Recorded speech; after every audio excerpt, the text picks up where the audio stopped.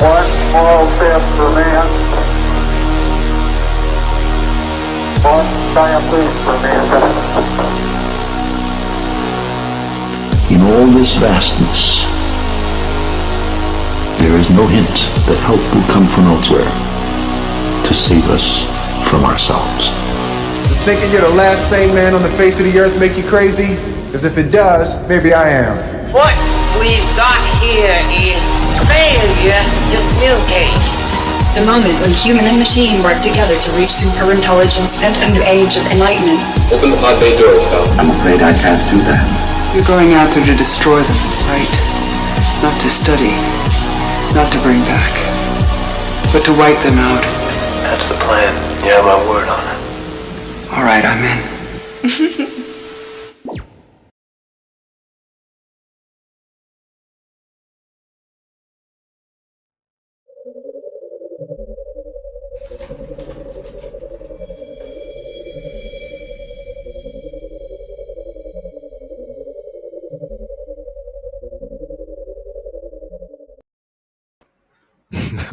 What's up, world? Welcome back to another episode of the Daily Download. My name is Smoke the Alien. On today's show, can ethical hackers restore faith in AI? The human brain doubled in power very suddenly 200,000 years ago. Why? Mind of its own. Will general AI be like an alien invasion? And activity of a dying brain shines light on near-death experiences. There's also your regular paranormal and culture war segments. So sit back in your earthly domain, grab yourself a beverage, get fired up in the chat. If you're watching the replay and enjoy what you're seeing, do us a favor and hit the like button, subscribe, share the video around, make people aware of our presence. Everything you do counts. Never forget that. This show is sponsored by our graphic novel project Artifice Re-Animate. Link to that in the description below. I'd like to thank you all for tuning in. We couldn't do this without your support. And introducing a good friend of mine, Manticore 2.0.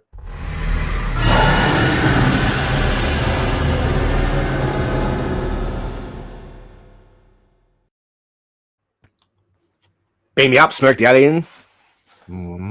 I'll think about it. How you doing?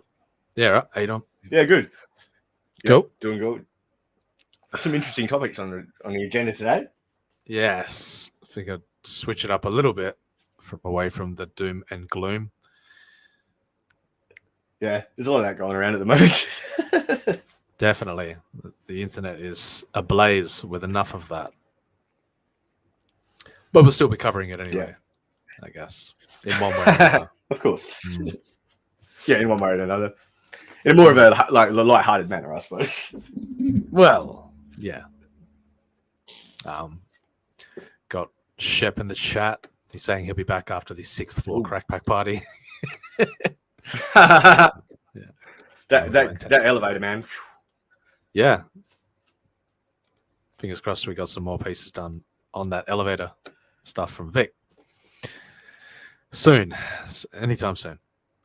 He might be having that bit of time off. We'll see. I'm also going Tense Webs in the chat saying, hail. What's up, Webs? It's Webs.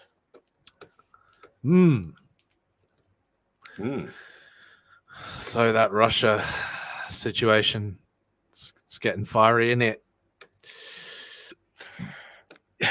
It's been hard to. I've been looking for footage out of there, and there's not a lot going around, really. You'd think there'd be footage, more, but plenty of citizen journalism going on, isn't there?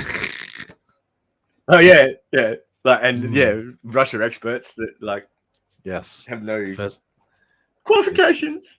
COVID. Internet troll. I don't either, but yeah, I'm a professional internet troll, right?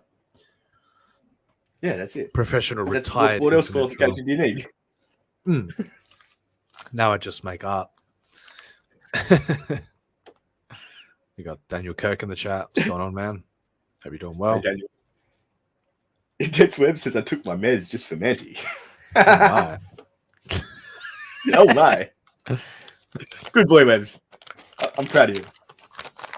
That's the way. All right. Let's Yeah, it's fucking crazy out there, man. It's fucking crazy right now. It's amazing how fast things shifted away from the COVID narrative. COVID's just hooray, COVID's over.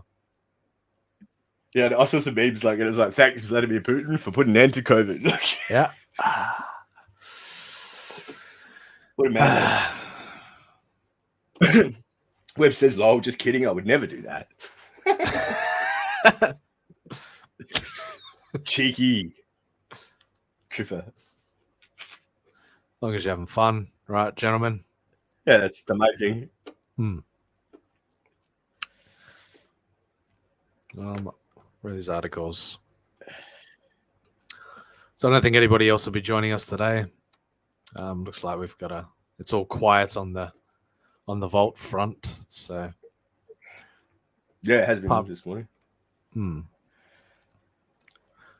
Got some good articles though. Got some good talking points. We can sit around and talk trash for a while. Of course, we'll keep it civil in the first hour, but you know, if things go off the rail, things go off the rails. All right. Intense Web says, "Hey, mates, from another primate."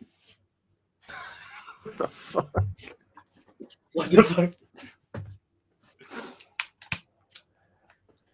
And I'll have you know, Webs, I am a alien citizen, ambassador of the alien kind. Here to tell you about the good word of the AI, the inevitable AI future heading our way. Can ethical hackers help restore faith in AI?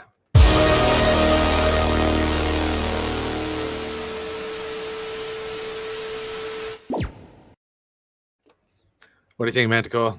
Are the white hats gonna save the day? Save us all? I don't know. That's why I saw the headline. And I was like, it'd be interesting to look at. Yeah. How could they though? That's my question. Consider yourself a bit of a hacksaw, Manticore? No, not at all. Maybe Webbs is a bit of a hacksaw. Maybe it gives me a bit of a hacksaw vibe. This is AI. Oh, I can't wait. More AI. I can hear the enthusiasm. Yes, I can hear the sarcasm. I can smell it. It's my superpower. Go loopy. A recent paper from researchers at the University of Cambridge demonstrates that all is not lost for ethical hackers. There was Anonymous has come out, and Anonymous, the CIA controlled controlled opposition. Yeah. Oh well. Yeah, they do their dirty work. You know what I mean? Yeah, coming out and hacking Russia. That's pretty funny. With the authors arguing that they can help to restore some of the faith in artificial intelligence that has been lost during the so-called techlash. What are you people on about? Yeah, I know. Techlash. Techlash. Is that like whiplash, but like digitally? Yeah. Maybe. Digital whiplash. Oh, Webbs is on the paranoia train today with the AI. Oh, look out. I mean, because it has to be one or the other, doesn't it? Well, for some reason. Why not both, man? You know? Why not save us and kill us at the same time? No. Just kill us softly with their hyper intelligence. With their hyper intelligent song. Like. That's right. Pretty colors and flashing lights, and it'll all be okay. You know. Shh. They're there. They're there. The authors suggest that the AI industry would benefit greatly from allowing a community of ethical hackers to stress test new AI-based products for potential harm. Stress test. The researchers found what does that mean? Well, it just means put it. Yeah. Well, It could mean many things, It actually. could mean many things, yeah. Yeah. Very broad. So- Very broad strokes. You know what I mean? Yeah. Different strokes. Can't get pinned down to different anything folks, I suppose. particular then. Well, I wouldn't get too pinned down with stroking, that's for sure. Yeah, especially not in the first hour. The researchers found that while a growing number of organizations have created ethics policies pertaining to their use of AI, there is often a distinct gap between these policies, identifying the need to do something and the organization's tangible tactics for change. So what are they suggesting that there's a gap between the legislation? I was going to go into an article today about China is about to go through a bunch of what's the word I'm searching for? Regulation on regulation. Yeah. So, and apparently the world is watching. Well, I'm watching. I'm curious to see what they're going to do about it. Apparently, they did say that legislation takes a while sometimes to catch up with the advances, doesn't it? Like in technology, it always does, and it's moving too fast to catch up right now. It's gonna get quicker too. Yeah. There was something about some Uber shit that it was charging people. Like because of the AI systems, and it was a messed up system, and they were charging people more than they were milking people for money on this Uber system, basically. Yeah. Interesting. Yeah, well, that's going to be the way. Like, think about scammers of like 10 years ago, what they had to do to get like now it's easier. Like, there's so many more options now that they can like try and get into your data or your bank accounts, whatever. Tense Web says, I live on that train. Living on a train would be interesting. You think? I guess. If you like move around a lot. You're on a fixed track though, so it wouldn't be that much fun. Just going back and I suppose, yeah, it depends. Yeah. Depends on what you got to look at on the way, I guess.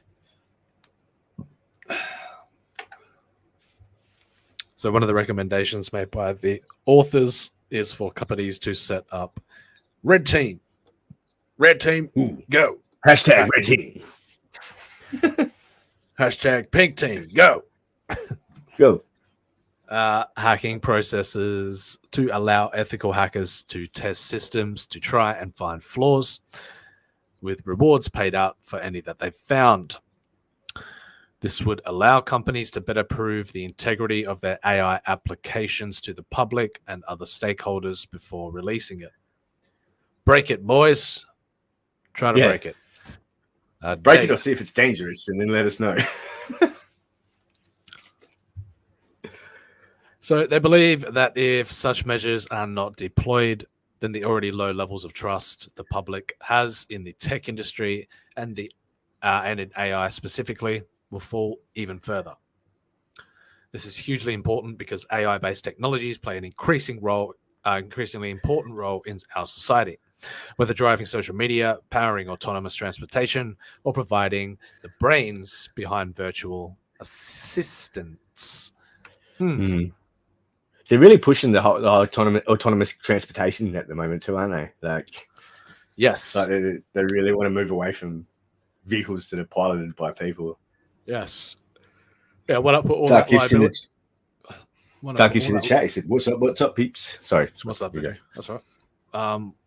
Want to put all that liability back onto companies instead of human error. I suppose if you look at it like that. Yeah.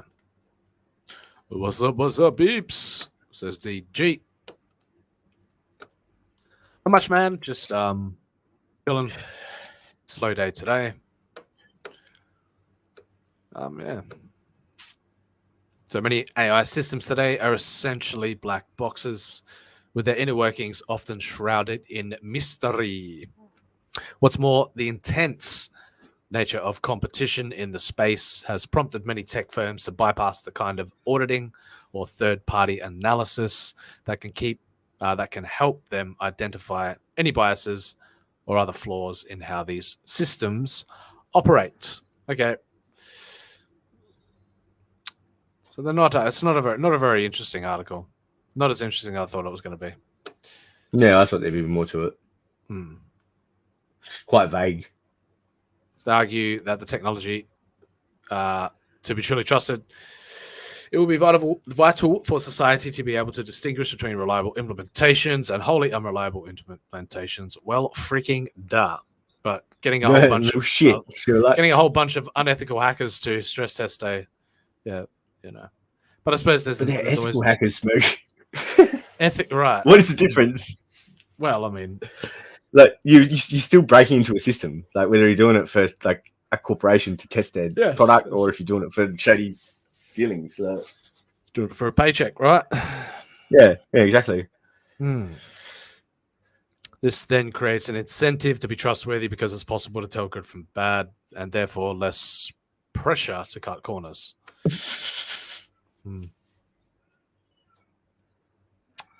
While most developers have no real desire to create untrustworthy or flawed technology, oh my god, it has not always been clear what concrete steps they can take to do that. The concept of red team, go, red team, go, has been completely deployed in the cybersecurity community for years to help identify weaknesses and vulnerabilities in digital systems so that those holes can be plugged. Yeah. I've known a couple of people that used to do that. Like they get paid for it. It's like try and get in, or like they hunt viruses or malware or whatever. Viruses. Yeah, like, it's weird. But he was telling me about it. It's too much for me to put my head around though, really. I'm not an expert by any means. Yeah, another thing I'll show you. So it's an approach that researchers believe could be just as valuable as in identifying flaws in AI systems. Suffice to say, yep. Oh, God. Man, this article's boring the shit out of me. There's nothing to... That was underwhelming as fuck. Very underwhelming article. Oh, yeah, going into the ethical implications of utilizing... Did they really go in? Did they really go into it? Like... No, not at all, really. Not at all. No. I'm no more informed than I was when we entered the room. Exactly. As the researchers suggested, a better approach would be for a third-party community could evolve to interrogate. Jeez, that's an interesting way of wording it. To interrogate AI systems and report findings they make to the developers. Such global resources would enable a much wider range of organizations to tap into red teaming capabilities. Red team, go! I thought they'd give it the name like just like Red Team, so it's like sounds like Sports Day. At school or something. Web saying hello to DG in the chat. Daniel Kirk says a very Australian joke that the Rains are here, Marge. Marge, the Rains are here. The Rains are here. Aussies didn't take their steroids tonight. Steroids are bad for your heart, Webs. The initiative would carry financial rewards for any ethical hacker or researcher that discovers flaws in the AI. I wonder where Vic King is. I'm curious where Vic is. He's gone off the radar. It was around yesterday for a bit. He was having a debate with Lorenzo in the vault. He's completely disappeared. Vanished without a trace. Very suspicious. So the initiative would carry, financial rewards, blah, blah, blah, blah, blah, blah, blah, blah, blah, blah.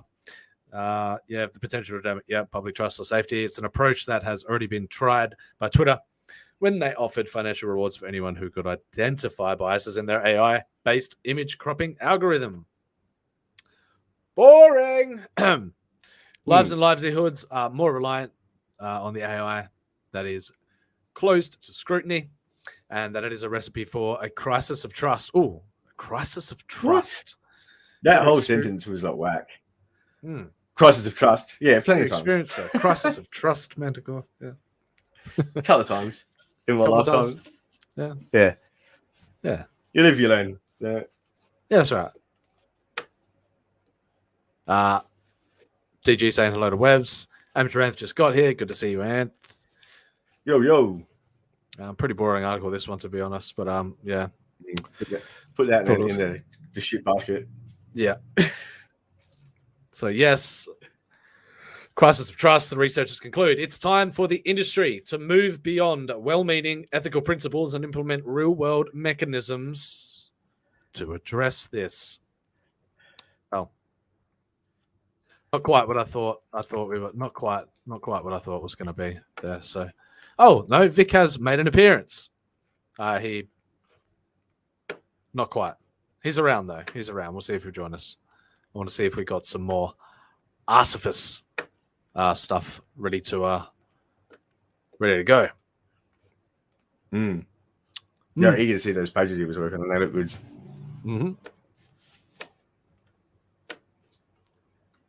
We could launch straight into the war today, if you're feeling like it. I don't know. Might hold off for a little while. Hold off for a little while, or go straight into it. It's up to you. Yeah, I don't know. I do midway, like on the cusp of the second hour, I suppose. It's better that way. All right, we'll get into another article. So let's talk about monkeys, shall we?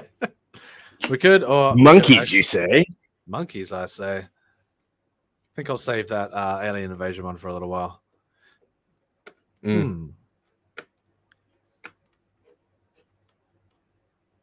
Monkeys, you say? Do you enjoy the stoned ape theory, Manticore? Yeah, I was listening to Joe Rogan when he was talking about it once. It's an interesting theory. Who came up with this? Alan Watts, wasn't it? Yeah. Was Terence McKenna, wasn't it? Was it? Oh, was Terence it McKenna. That's right. Yeah, I'm pretty sure it was Terence McKenna. No, I think it was. You're right. Terence McKenna. Yeah. All right, let's get into the stoned ape theory. Let's do this.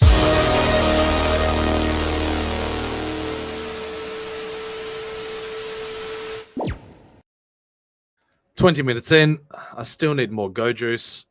I suppose we could drop the link in the vault and see what shenanigans ensue. It's a bit quiet around these parts today. You could do that. Could. Daniel Kirk says it's getting a little bit scary now. The war is escalating very fast, it seems. Yes, that could also could all be a perception thing.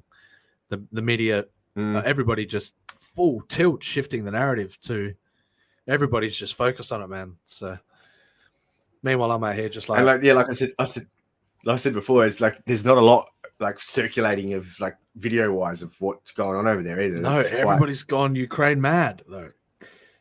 Yeah, but everyone talks about it. Yeah, it's interesting. Yeah, all of a sudden the proxy war has taken shape. The culture war has shifted from the imaginations of the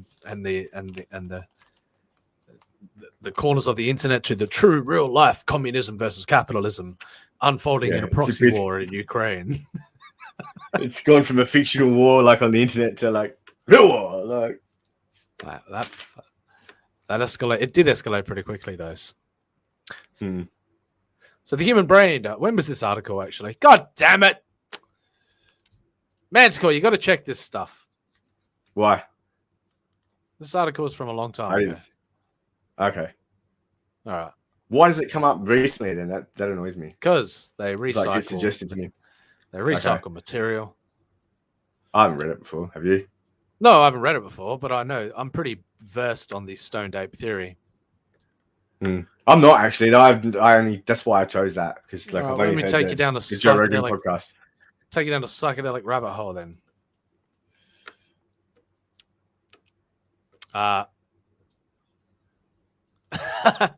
So and says, not sure if anybody saw the super chat I gave it to EVS last night on the stream about Artifice, but I'm still pissed about it.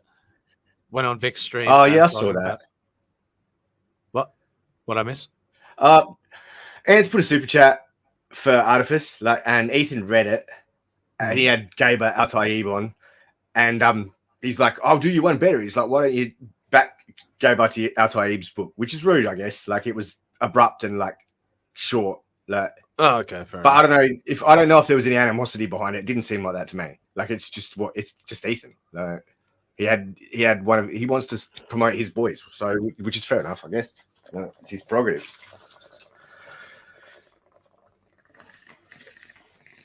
So I don't think it's anything to be offended over personally. Like it's not. It wasn't malicious. Nah.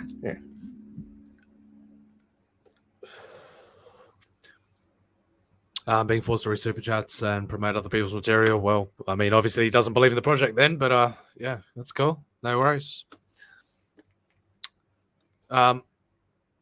Everybody loves an underdog story also, says Daniel Kirk. That's right. So are we all what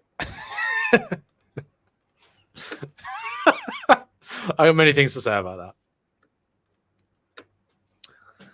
You know, we're in our corner of the world over here watching it all unfold.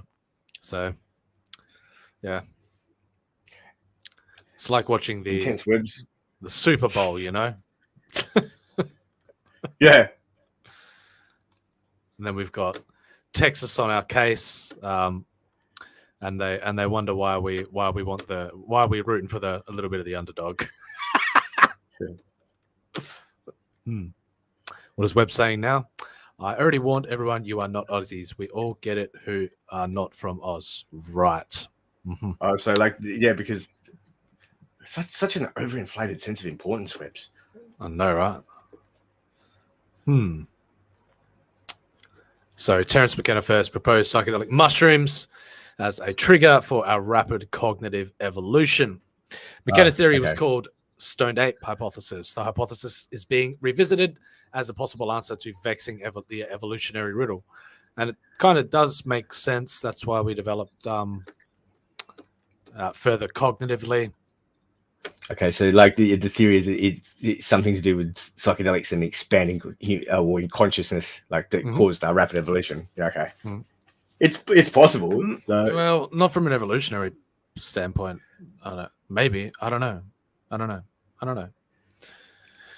Well, we don't really know what drives evolution, do we? Like 100%. Like, well, DNA it's environmental and like DNA mutation, but yeah, it's very environmental.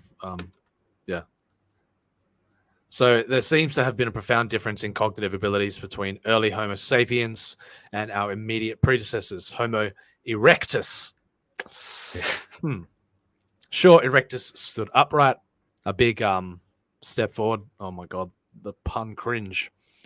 But with the emergence of Homo sapiens, we see traces of art, pictography, and tool usage, and we believe humankind made its first forays into language.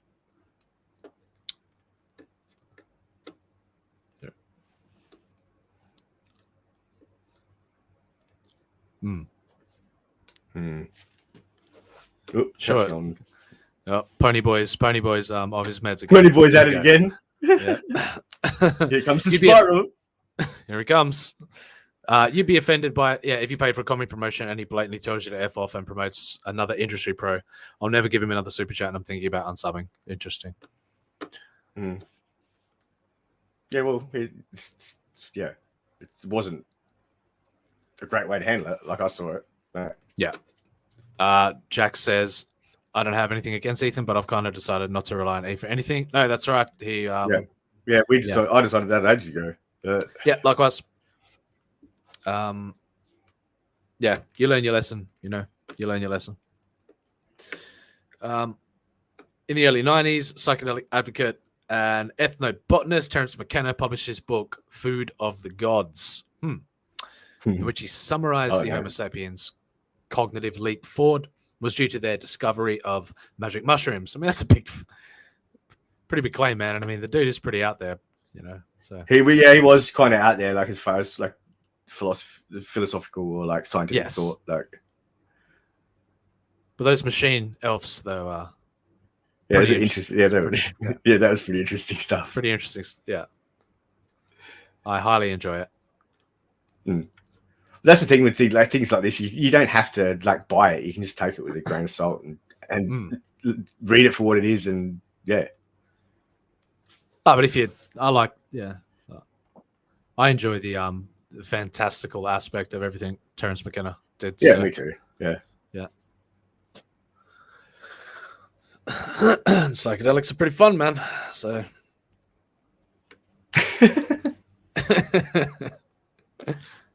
So yes, I don't know. Like, I've heard a lot though about like the whole thing. Like I've listened to a lot of Joe Rogan and stuff where they went into write the whole side of the psychedelic scene, like the LSD and DMT. Well, some interesting stories come out of it. In the early 90s, which is summarized Homo sapiens cognitive leap forward. The scientific community never took McKenna's theory very seriously, considering it mostly trippy speculation. Oh, yeah. I don't mind this writer, whoever this is. These days, his ideas have largely been relegated to the spacier corners of Reddit. Spacey, bro. I'm all about that spacey shit, though. Now, however, the idea has acquired a new advocate, psilocybin mycologist Paul Stamets, who suggested McKenna was right all along. Okay. I was watching was it Jordan Peterson yesterday, and he was talking about psilocybin use for mental disorders and like depression and anxiety and that. Yes. And apparently, it's doing really well. Like they're really surprised on how effective it is. Who knew that all along that what we were deeply desiring, all those poor depressed bastards were deeply desiring, was a cosmic experience to give them faith in existence again, right? Meaning. To give them meaning again. Yeah. Yes, it's what we're lacking. Yeah, society as a whole. Do you think Intense Webs is lacking a bit of meaning, Manticore? Ooh. Yeah, I think he might be. displaying a few signs of. Do you think life. Do you think he finds it in abusing people? I think he thinks he does. Like, thinks he does. It gives him some sort of a dopamine rush that like makes it all worthwhile. Well, I hope it does. For his sake, anyway. For his sake, anyway. Yeah. You do you. So, let's go into the stoned ape theory. In McKenna's stoned ape hypothesis, he posited that as humans began to migrate to new areas, at some point they came upon psychedelic mushrooms growing in cow droppings. I mean, that's very, very, very specific. They could have been. Yeah, that is very specific. Could have been in the jungle. Could be on like growing on the side of a tree. Like, you ever heard of people doing the Mount Crawford run around these parts? Yeah. The police used to like do stakeouts there, like at certain times of the year, and like people would be like down there picking mushrooms, like raid them. It's pretty cool though, yeah. So after ingesting them, and more specifically the psilocybin contained within, their brains kicked into overdrive, acquiring new information processing capabilities and a mind-blowing expansion of our imaginations. In the bargain, you say, bargaining with those machine elves. Bit of a exchange. Many modern users of psychedelics claim the world never looked the same again after such an experience. I mean, that's true. I have heard a lot of stories. Once you've had a psychedelic experience, it's pretty eye-opening. And then you got to come back to reality and realize and tell people about it. Yeah. realize you can't really like encapsulate it in like the experience in words. Yes, breaking on through to the other side is.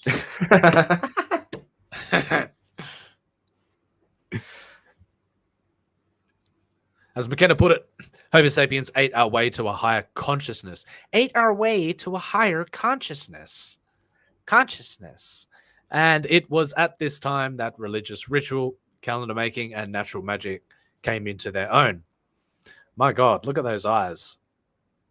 Yeah, no, that he must be a stoned ape. That ape, that he is definitely a stoner. He's fucking cheeched. Yeah. Yeah. Amateur Ant says, we're going to find some DMT. Mm-hmm. You got to know some people to know some people. Yeah. I'm out of the loop, Ants. I don't know. Intense Webs is now quoting Corinthians. Have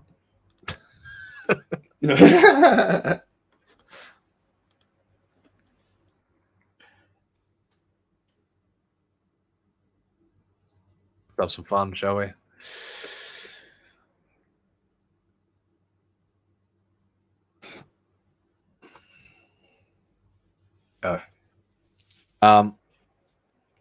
Let us go. Let us check the Intense Web Bible.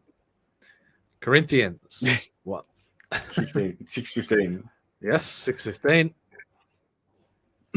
Corinthians 6:15, the New International Version. Do you not know that your bodies are members of Christ himself? Shall I then take the members of Christ and unite them with a prostitute? Never. Know ye not that your bodies are the members of Christ? Oh wait, there's just different versions of the Oh yeah, they word it differently. Different interpretations of this same verses. Of the same verse. Webs, are you saying you have? So yes, do you not know that your bodies are members of Christ? Shall I then take the members of Christ and make them members of a prostitute? Never. Are you saying you have given up the path of the prostitute? Webs. Yeah, that's how I see it. Like, were you selling yourself? What? Jesus was Christ. he selling himself or selling somebody else? Oh my God. I don't get it. Amateur Ant says, back to the King James version. At least until tomorrow, because it's getting late. See, that's why I love having Happy Jack around in the chat. You know, because he truly has a way of bringing out the best in us. So it's all in the name, really, isn't it? Happy Jack, or as other people would call him, Pastor Jack.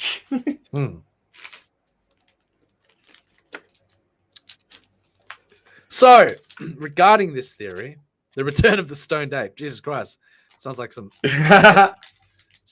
epic Caesar shit.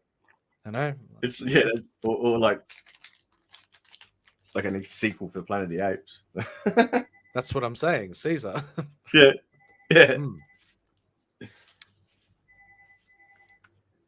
Regarding this theory, Stamets presented psilocybin mushrooms and the mycology of consciousness. A psychedelic science 2017. Consciousness.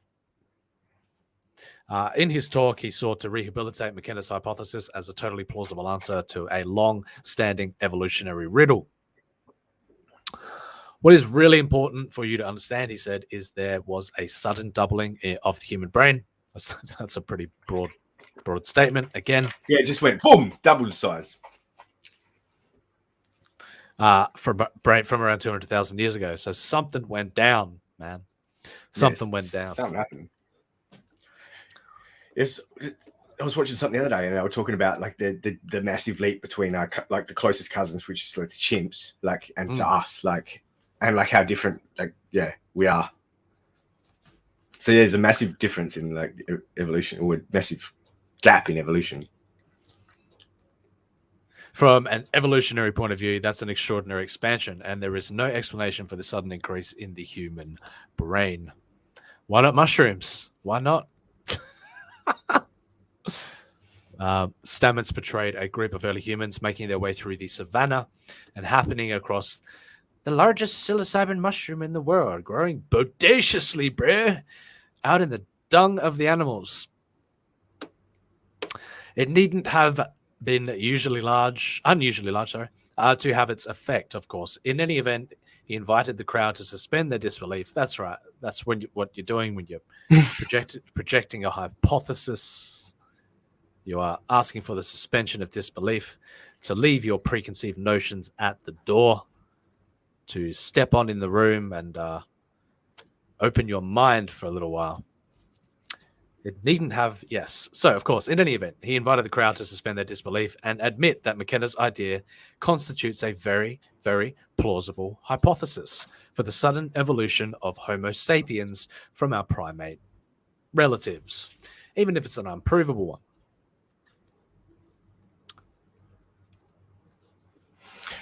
It was something had to have been the catalyst for it. Like there had to be, yeah.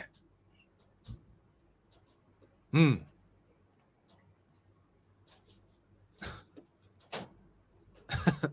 Hey, there he is. Good king.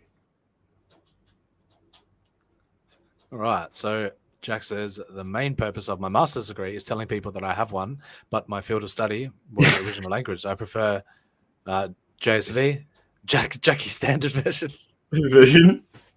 Well, you made a name for yourself, Jack. Now you bring out the best of us. So, you know, Webbs is simping for Vic. He is desperate to for this to be a conversion place where we're just trying to create quality art around here. Webbs, it's the audience response was reportedly enthusiastic, though it's fair to note that these were people attending a conference on psychedelic science and thus predisposed towards such chemicals' importance. Yes, so there was a psychedelic echo chamber going on. But were they just tripping, Manticore? Were they all just collectively tripping on like the concept of a stoned ape theory? Maybe.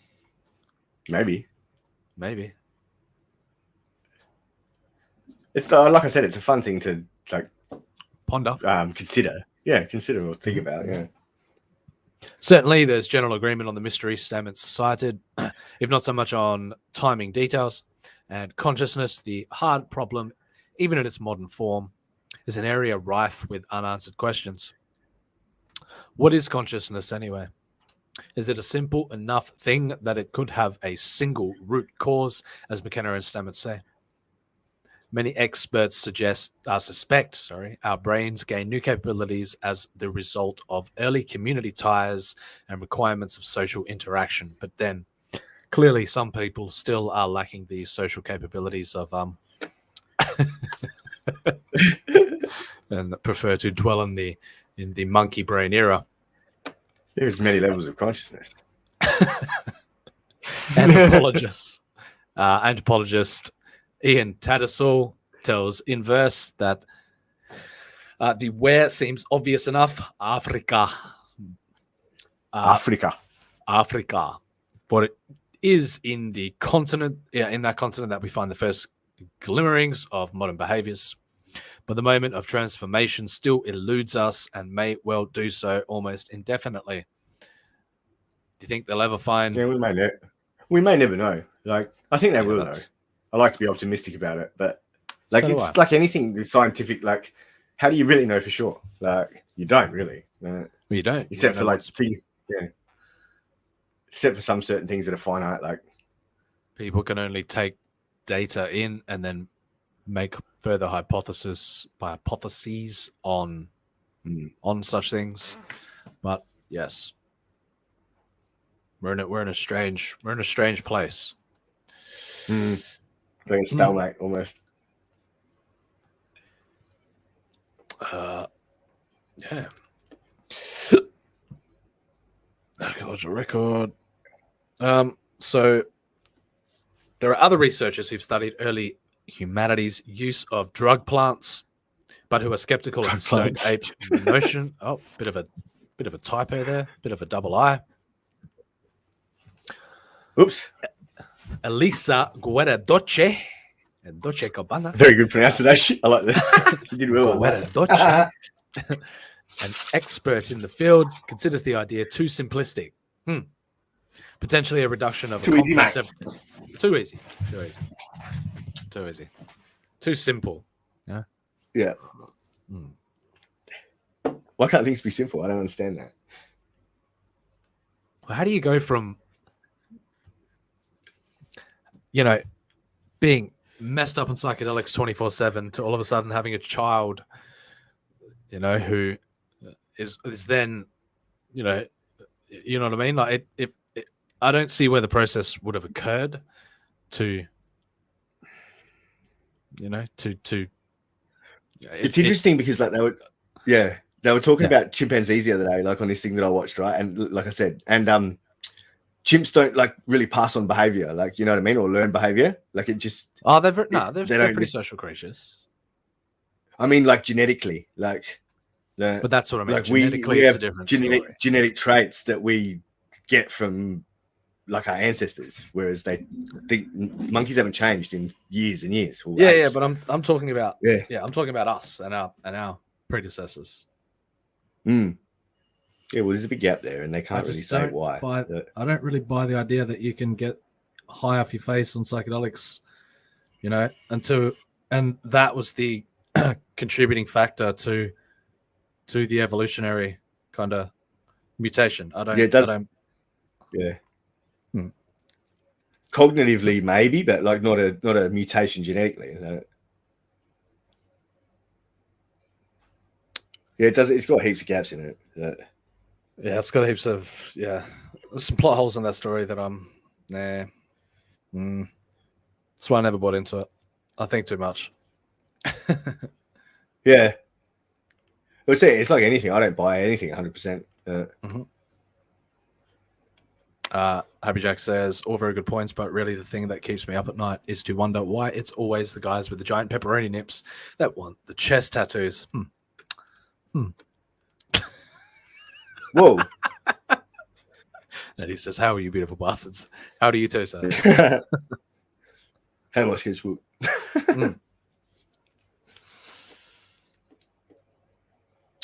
Amanda, is that where we are? Process into a single aha. Nope. An expert in the field, yep, considers it too simplistic, potentially a reduction of a complex evolutionary process into a single aha, or maybe, oh wow moment. She's also troubled by there being little evidence of such a pivotal moment or of drug use at all so early in the archaeological record. There'd be no way to tell that, though, anyway, really? Would there? Well, not really. You've got to study the man's life in order to... Yeah. And that's a bit difficult when he's nothing but bones now. Yeah. A bit hard. So, Amanda, a fielding of the psychedelic think tank, Beckley Foundation. Never heard of that. Beckley Foundation. Y'all out there studying psychedelics? The Beckley Foundation, psychedelic research, changing minds. The Beckley Foundation pioneers. Someone some mushrooms and watch them. Yeah. God, imagine, they wouldn't be too successful in their endeavors, considering everything is illegal and getting clearance and that sort of thing is next to impossible. But I'm sure there's plenty of people out there who have made themselves guinea pigs. In the States, apparently, like there's a lot of places that are trying it now. The whole psychedelic stuff for medicinal use. They've put it off for so long. So it's always good to see when they take it seriously as something to be studied. Well, they were banned like in the 60s or whatever, weren't they? Like, I think from that on. Happy Jack says, like the Rogan story about the guy who bought a present for one of the chimps, so all the other chimps got jealous and killed the one who received the gift. It was a zoo or something. Yeah, I saw that. It's like they did a test with like monkeys, and like it was like a ladder, and there was food at the top, and like every time a monkey went up to get the food, they got water, like, and then if any, like after a while, if any monkey went up there, the rest would attack him, like, and beat him up to stop him from going up there. And then they changed, like, after generations of these monkeys being a thing, like, they learned that they didn't know why they were attacking the thing because they'd never been sprayed. but it was just like anyone that But went it up that became ladder instinctual. would, In it. instinctual, yeah. Like That's pretty interesting to me. I butchered that explanation, but like that's roughly what it was. Like, I can't remember what the thing was called either. The study that they did it. If I totally do give value to this hypothesis, to this idea, but there is fucking a possibility, and that's all that I need to have fun speculating. You know? Yeah, exactly. So, yeah. Life's more fun that way if you never buy into anything 100%. Yes, so true. If you're so certain in the roots of your ideas, you know, you just frustrate yourself to death trying to, or end up nihilistic. Yeah, that's it. Well, when everything doesn't go according to plan. Yeah. Or if there is the no answer thing. Like some people, the fact that you can't prove anything 100%, and like what is like everyone's perception is different, you know. Like so it's like it's hard. It all depends on the day with me as well. You know, I like to have a different theory for a different day, depending on how I feel. Yeah, depends on how open you are feel on the day. Like how open I feel on the day to listening. You know, there are some pretty rock solid, proven facts, but so this Amanda Check from the Beckley Foundation says, however, that the Stoned Ape theory is at the very least a valid reminder that humans have always been drawn to and fascinated by mind-altering substances. That's right. I, for one, have fallen victim to that curiosity. The imagery that comes with the psychedelic experience is a theme that runs through ancient art. So I'm sure that psychedelic experience and other techniques like dancing and music were used by our early ancestors to enhance consciousness, which then facilitated spirituality, art, and medicine. Always the way. Just how early our love affair with hallucinogenic states began may have something to say about the plausibility of McKenna's hypothesis, but alas, we don't know when that would have been. And as the saying about the 1960s goes, even if any of these people were still around to ask, anyone who was really there wouldn't be able to remember. Probably. Yeah, there's a lot of like proof of and like stories of tribes using hallucinogens to convene with gods or like to have like experience. Yeah, I love, and it's all over the world, like different tribes all over the world too. So. Bring back the shaman, I say. Oh, look out! Intense webs are spiraling again. That's all right.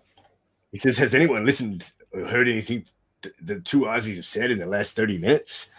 I don't even think you've got an attention span of like 2 minutes, Webs. Like, to be honest, I don't think you should give him attention, Manticore. So yeah.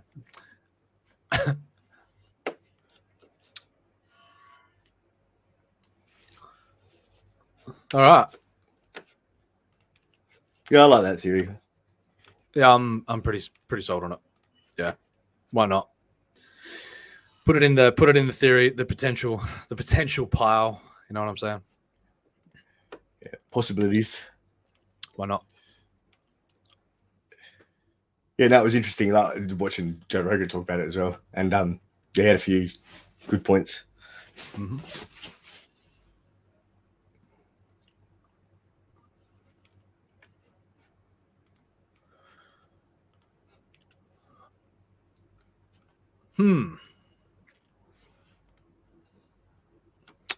So where to next? Shall we? Memes or supernatural stuff? Yeah, I suppose we could do a bit of super. Oh, you ready to go to war? You ready to go to war? Yeah. You want to go to war? All right, let's do it. Oh, fuck it. Let's go to war. Fuck yeah. Let's go to war. We're 5 minutes away from the second hour. Gloves are off. Gloves are off. War paint's on.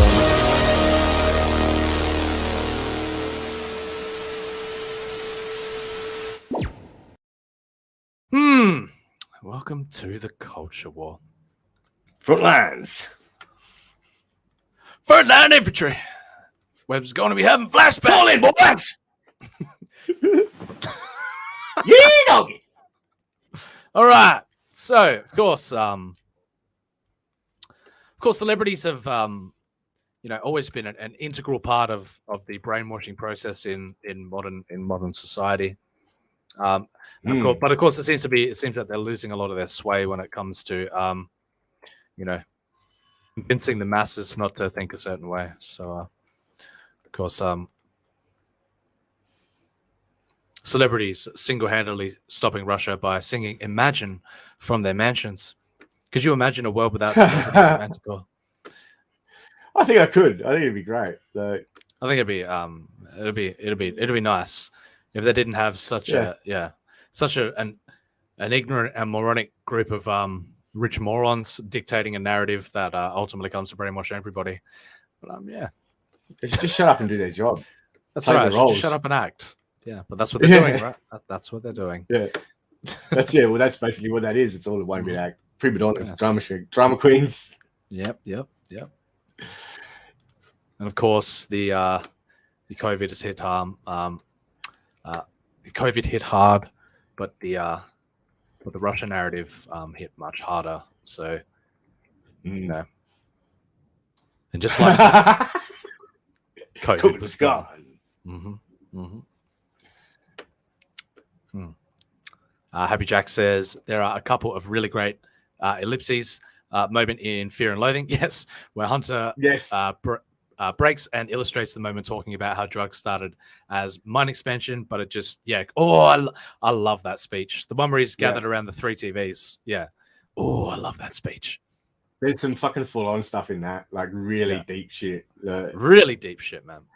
It's funny too because the first time I watched that movie, like it didn't get any of that. Like it just seemed like a disjointed like drug frenzy. Like that's all it seemed like to me. But then the closer you look at the movie, like, and it gave me the urge to watch it again and again. And each time I did, like I got something new from it. Like, the light, tending to the light at the end of the tunnel is at the end of the tunnel. Favorite fucking speeches, man. And then you get that meta moment where where he pulls out and the camera's pulling away from the and where the crest of the wave, you can tell the moment. But one of the greatest speeches, the high watermark, the high watermark speech. One of the greatest speeches ever, man. Yeah.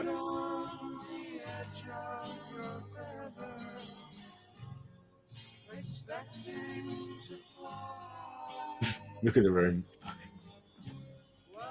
Sometimes you got to go all the way. We're all wired into a survival trip now. Over the edge. No more of the speed that fueled the 60s. That was the fatal flaw in Tim Leary's trip. He crashed around America selling consciousness expansion without ever giving a thought to the grim meat-hook realities that were lying in wait for all those people who took him seriously. The grim meat-hook realities. Yeah, I love that. Eager acid freaks who thought they could buy peace and understanding for $3 a hit. Oh, yeah. But their loss and failure is ours too. What Leary took down with him was the central illusion of a whole lifestyle that he helped create. A generation of permanent cripples, failed seekers. No, I'm not saying that this scene ultimately went on to create was a solid inspiration for Artifice, because it absolutely was. Who never understood the essential old mystic fallacy of the acid culture. The desperate assumption that somebody somewhere, some force is tending the light at the end of the tunnel.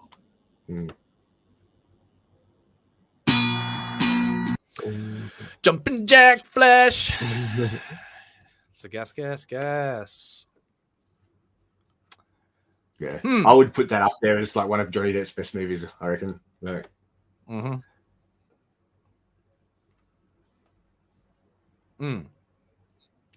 So seeing the first hotel and and the energy, there's so much good gold within that movie, man. Gold. Amatran says, a lot of comedy too. When the Ukrainian president said 16 to 6-year-olds and didn't include women, that's when they lost my support. Oh, God.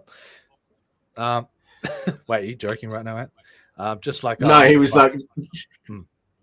he was saying that Russia wasn't so bad the other day, like after like the crap going on and stuff. Oh god, He was like, what's going on? Yeah, what's going on? He's like turned, You jumped the flip-flopping. fence. Well, we're over here in our own little island, you know what I mean? Watching, watching everybody duke it out. So, yeah. Knowing full well that end line of, yes, he says, just like I will never fight for the US corrupt politicians. Yeah, all the corporations themselves are just trying to milk us all for, you know what I mean? And then, but they've got their boogeyman. They've got the boogeyman that they wanted. Yeah. So it is what it is. And I don't think he cares about that either. Like, just like, yes, you know what we need is we really need Game of Thrones to come back around, and now we've they still haven't seen a release date for that. All seen the controversy surrounding Peter Dinklage lately, where he's coming out and fighting for the smaller people. You know what I mean? And then he seems to have his own kind seems to have turned on him. But before Peter Dinklage was a massive gained such celebrity height within the landscape.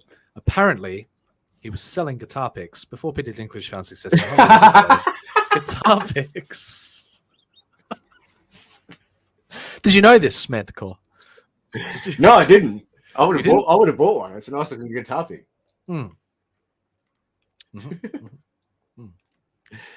Yeah, I guess he left himself wide open for that one. He did. After his recent comments and in the culture side of the fence. Yes. Now, of course, there are many voices on social media screaming loud, putting the Ukrainian flag in their names, in their bios, doing what they can to fight the war, against, in the minds of the people. But people quickly wake up to the realization, just like this young Emily here, Emily 14, who is upset that Putin hasn't ended the conflict after she posted "I stand with Ukraine" on her Twitter. Such a tragedy. Such a tragedy. Yeah, well, who actually thinks that makes a difference? Honestly, that's right. That's right. So, yeah. Where do you stand on the Ukraine front, Manticore? I think it's all just fucking theater, to be honest. The whole thing. Mm-hmm. Theater the to whole drive thing. the masses to do. That's right. Yeah, to look all of it. The misdirection to look over here while we're all getting fucked in the ass over there. Yep. Mm-hmm. Same old story, really, isn't it? Nothing's really changed. No, nothing will. That's the point. So you might as well just, sit in your little corner of the internet and do your own thing. Watch the show. Yeah. Enjoy the show while you can. Who knows? It may knock on our door, on our doors one day. But and like things haven't really changed. They are the same, but they haven't. They change, but they remain the same. Yes, things that make you go, Of course, we have the locomotive compared to the bullet train. We have the compared to the SR-71 Blackbird. You know what I mean? But we seem to have we've lost that technology. We have lost the technology. We have lost the collective will to want to celebrate the idea of space travel. So typical. Elon Musk out there every single day, working hard, and nobody seems to give a shit.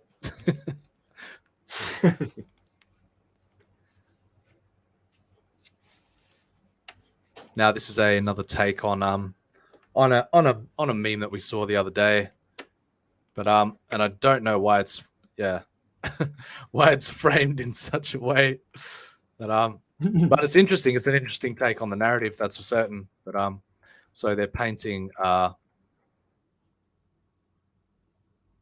Russia in a certain light. Russia be like, hold when Trump's in power for the first year, for the second year, for the third year, for the fourth year, and all of a sudden, when Biden gets in,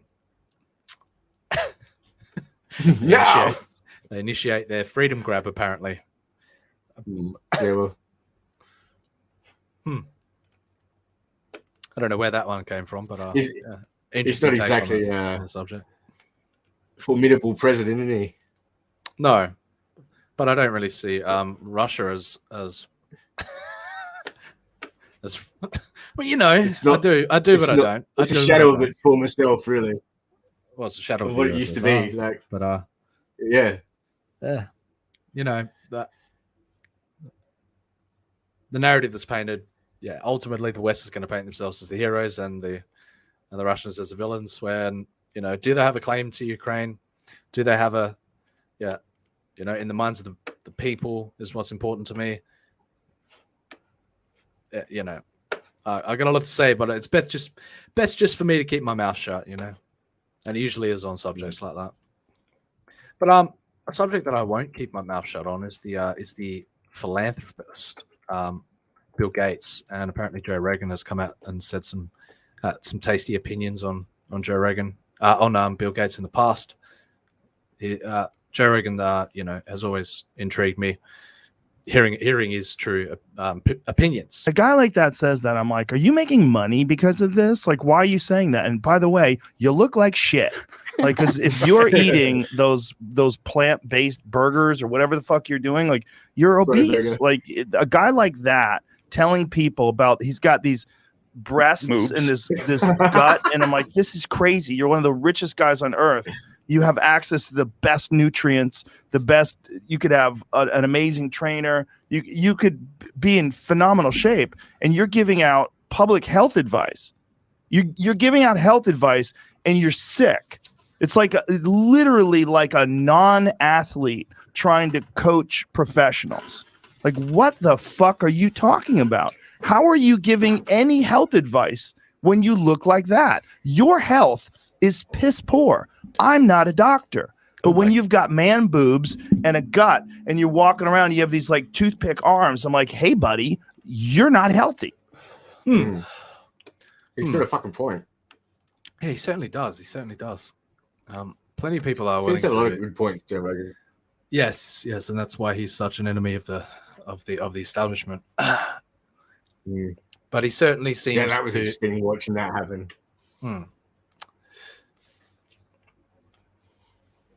Indeed. So of course Happy Jack says, I believe that God has a sense of humor, given the fact there is no way that a little person named Peter Dinklage doesn't have a 14-inch hammer.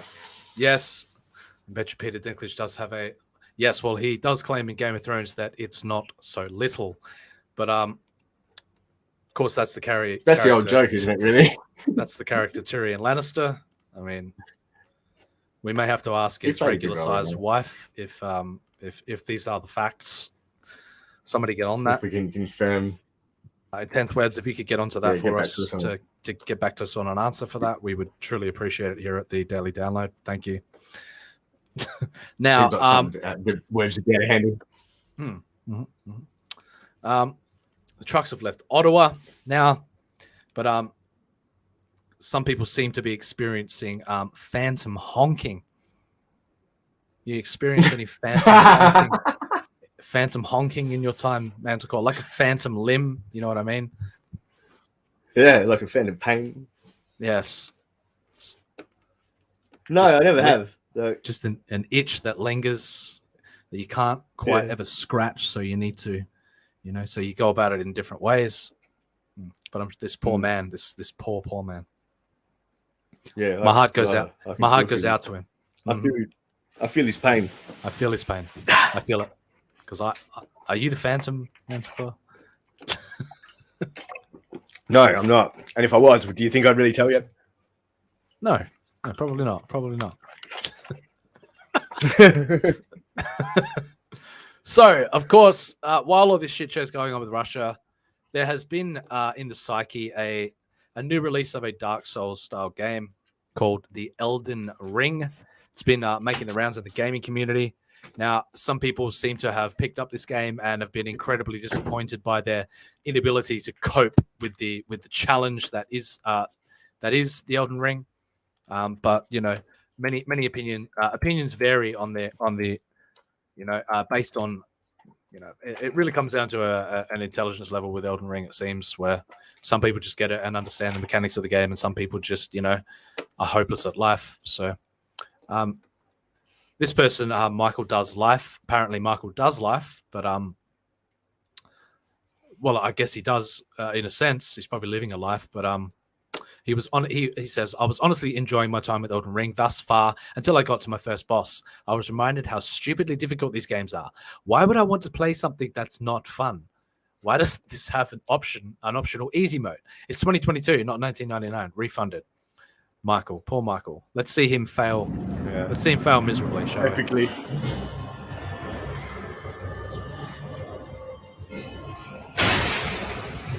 What the fuck is that thing? That is a fucked up demonic looking kitty to me. That was he just his ass handed to him. 0 deaths, Michael. Go for it. I believe in you. That one didn't count. I believe in you. Oh, come on, Michael. Come on. Dodge, duck, weave. Come on. Study the mechanics, Michael. Michael, you're getting slayed by pussy. Come on, Michael. By pussy. A pussy with a giant game. sword. And a flaming tail. What is it called? Looks like the entry burial watchdog has slayed Michael yet again. Is this? Oh, so these are different tries each time. Yes. He's doing this stupid thing and just running in, thinking he's doing the same shit. He's going to save the day. He runs in with his Ree!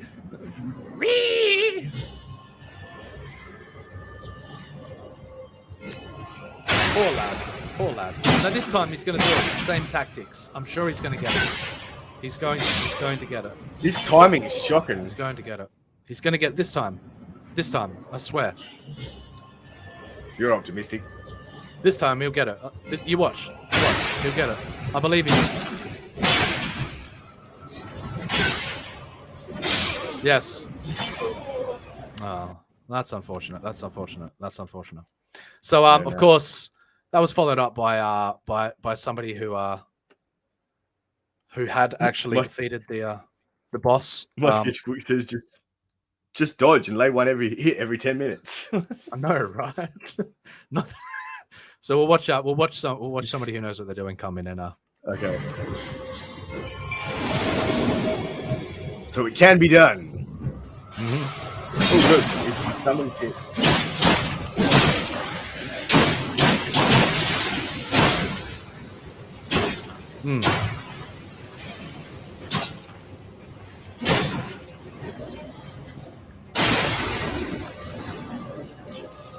Oh shit, it's fucking flying now.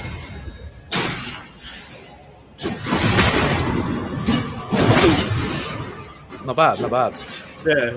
He's got some moves, this guy. He's got some moves like Jagger, mate.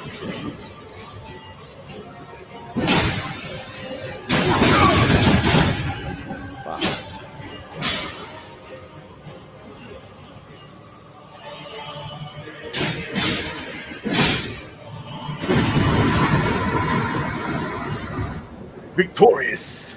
So it just goes to show it can be done. It can be done. The Elden Ring can be claimed. There's some pretty interesting stuff within that game. Symbolic context compared to Artifice. Thoroughly enjoyed that. Seeing a bit of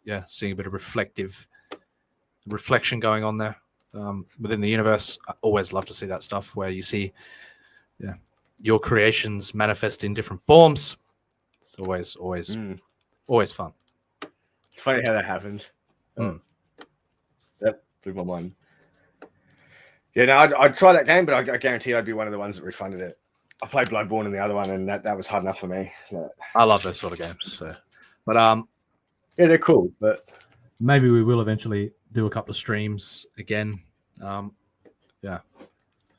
But for the time being, we'll stick to the show format.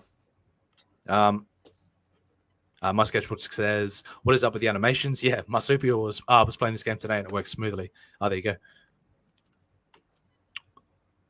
So if you haven't heard, Elon Musk has contributed to the war effort by offering internet service to the people of Ukraine. It's pretty interesting stuff. Little bit of a take on Pomp. He says the Vice Prime Minister of Ukraine asked Elon Musk to get Starlink internet service to Ukraine, and Elon responded 10 hours later that it was done. Just incredible. So there he is, and he says, Elon Musk, while you try to colonize Mars, Russia tries to occupy Ukraine. While your rockets successfully land from space, Russian rockets attack Ukraine's civil people. We ask you to provide Ukraine with Starlink's stations and to address sane Russians to stand. And Elon Musk basically says, yes, Starlink services are now active in Ukraine. More terminals en route. Like, no biggie, bro. Got you, fam. You know. No worries, mate. Got you. Since you put it like that, here you go. Stay chill, bro. Peace. What? What a fine human being. Kiki Chad. Yes. Now, of course, the AI.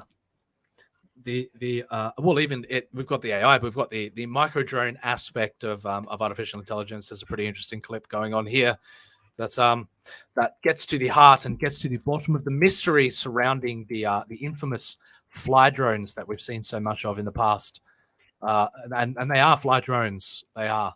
It has been revealed that they are actually. There's a company making these fly drones and cheekily landing them on political figures in order to distract from the narrative that they're attempting to spin. Let's take a look here. We landed a fly right on Hillary Clinton's eyebrows, or more recently during the vice presidential debate when we landed a fly on Mike Pence's head, and it sat there for about 2 minutes. The objective is usually to distract the viewer from what the candidate is saying, and more importantly, distract the media from reporting about what the candidate is saying and focus on the fly itself. And let's face it, nobody remembers what Mike Pence said during those 2 minutes our fly was sitting on his head. We design and engineer all of our models. Can you believe this, man? Our first prototype was used in 2009 to land on President Obama's face. Unfortunately, he was able to smack it down and completely destroy our prototype. It's completely real, man. Because it was really expensive. That's crazy. But we plan to debut our next generation of flies in the upcoming and final presidential debate. The particular model is able to drop a tiny little poop on the candidate's head. So it's funny to think about, though. To land a fly right on Hillary Clinton's eyebrows. It is. I like that. I enjoyed that. That was a good one.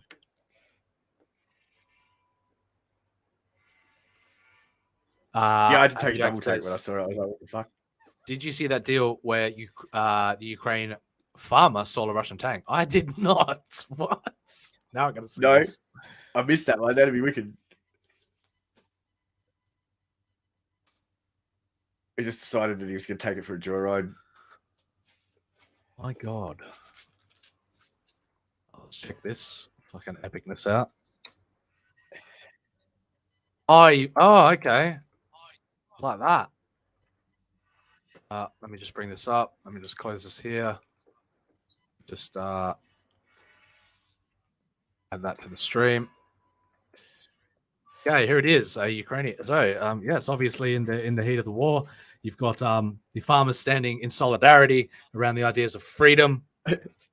In taking a stand for his country. In Canada at least, but now the farmers have taken it to the next level and are actually participating in the war effort. Oh my lord. Нахуй, пиздец, пиздили технику, блядь. Охуеть.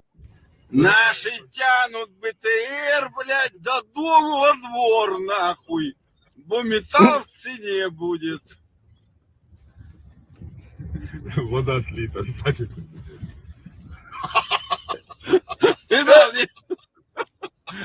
Так они работают, нахуй. That is gold. It's like you link. We're taking that home. Thank you very much. Wonder how much we can sell this one for, boys. Yeah. Fantastic. The spoils of war. Got to go what you can when you're out there, fighting a real war.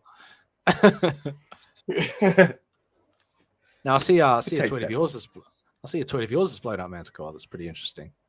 Yeah, no, that's hilarious. It went ballistic. I don't know why. It's funny though. It's funny. Yeah, it's simple, funny what goes ballistic. And, but of course, if you're gonna do yourself some taxidermy, you might want to do it right.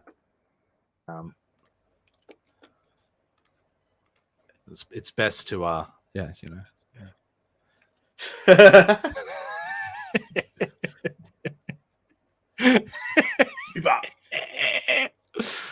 Very good, very good.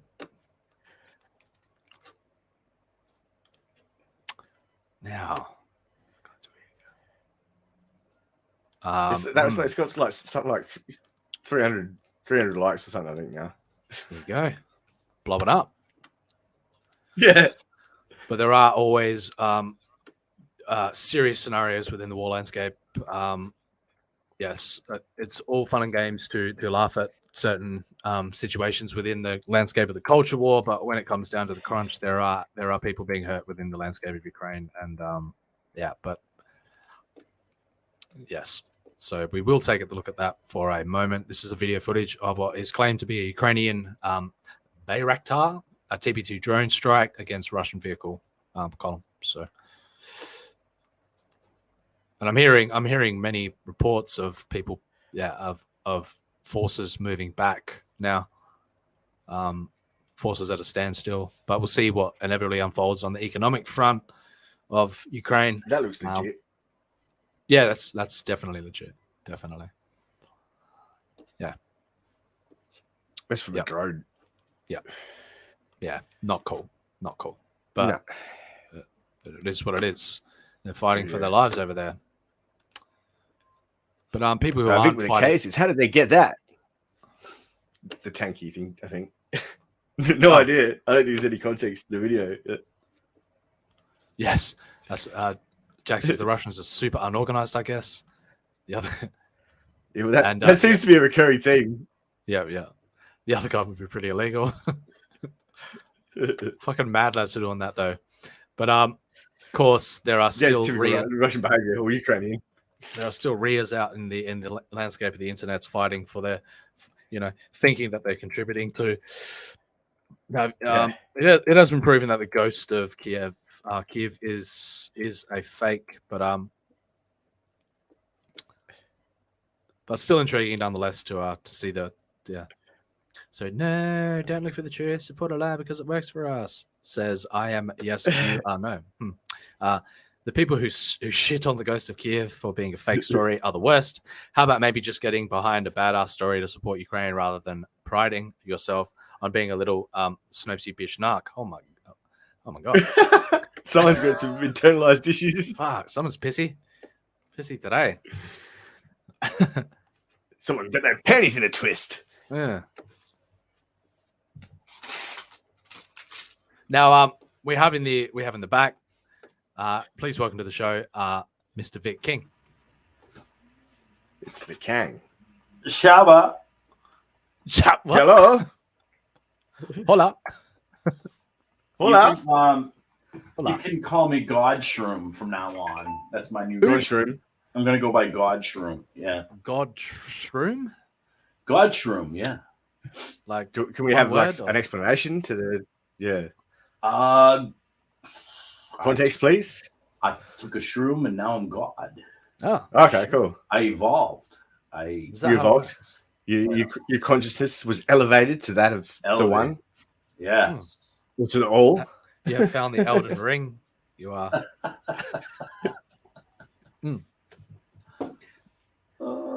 But nobody is as Chad as the farmer stealing the tank. Holy shit. Yeah, no, that's badass. Yeah, that's just next level, isn't it? What'd you do today? Oh, nothing, just rooked the tank. Stole the tank. Yeah. Took it to the chop shop, broke it down. Sold it on the black market for a pretty penny. Got the boys hacking up. Let me tell you about a farmer named Jid. I reckon that'd be an effort, hacking up a tank. You'd be there for a while. Vic, the case is Jack is ex-Spec Ops. Allegations. Oh. Vic always brings these interesting takes to the forefront. He's always scanning the landscape. He says, "You're seeing that bioweapon released, Russia released on Ukraine." No, no, hadn't heard that. Island boy. Yeah, he's an island boy, apparently. Island boy. So apparently, he says, "I've got fact checkers on the case." Of course, we can always trust them, right? There are no US biolabs in Ukraine, contrary to social media posts. Don't fall for these hoaxes about Russia. I read that somewhere. That apparently that there's labs that are owned by the states in the Ukraine. We'll see. Full speculation at this point. Russia had bioweapon alarm. Yeah, I'm not seeing anything yet, Vic with a K, but if anything develops of that realm, then it's part of war, isn't it? With disinformation and propaganda. Then you'll probably hear it from us by tomorrow. I like the one about the ghost of Kiev. Yeah, it was a cool story. Cool fiction, if anything. Yeah. That's what happens in war too. Like just now, of course, while the Russia invasion of Ukraine is going on, of course, we have the reflection of that, which China is apparently sending aircraft towards Taiwan. Now, us down here in the down under are licking our lips, waiting for this inevitability. The Emu army is ready to go. We are waiting to sink our teeth into something, something of substance. Watch out for those fucking emus, man. Yeah. Hashtag birds aren't real. Aren't they, Manticore? I don't know. It's funny concept though.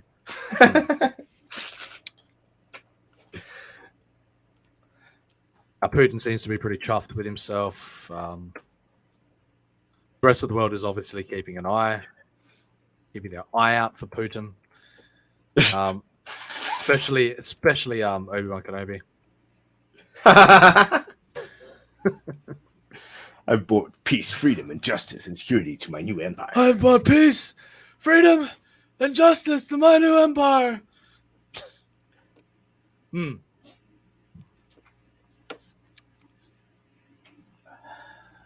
Now, says the Emu army will defend Taiwan. That's right. They got you back on you. But it is always the way with these news cycles. Most people don't realize how much of a trap that they're caught up in perpetuating these narratives, in these diversions always happening, quickly switching from one thing to the next. Like, are you people conscious of the fact that you are being reprogrammed every 6 months?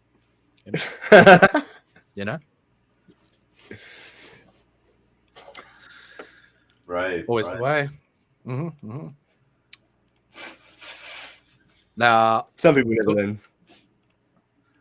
Now I'm hearing many reports and stuff come out that not just the sanctions that are being placed on Russia, but now corporations are taking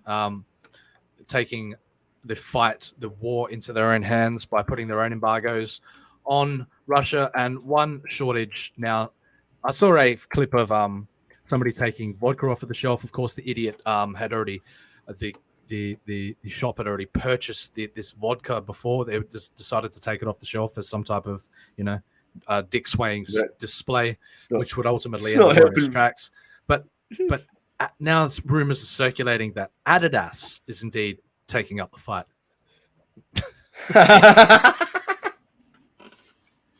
Adidas suspends tracksuit shipments to Russia. They have come to surrender.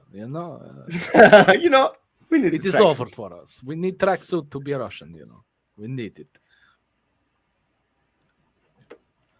Now, of course, Ukraine was ignored by the U.S. government. Not to an extent, but I hear also some rumors are swelling that that they found a reason to be there now. So I'm pretty sure we'll see some more interaction from them soon. We need military aid. Oh, thoughts and prayers. We have just found oil. Oh shit, nigga! Why don't you say so? That's all you had to say. That's all you had to say, man.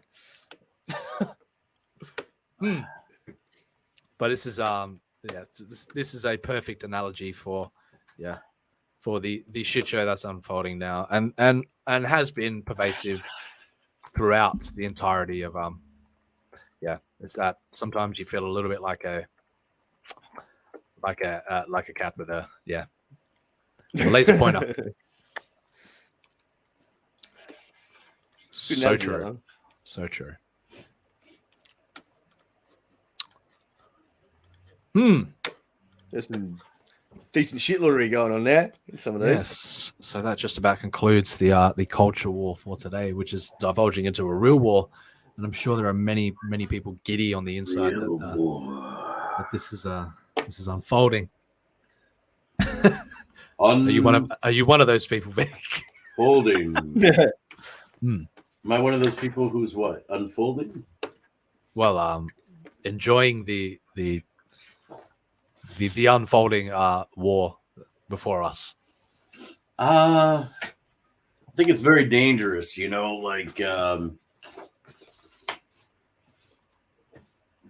clearly there's a lot of stuff that our government isn't sharing with us.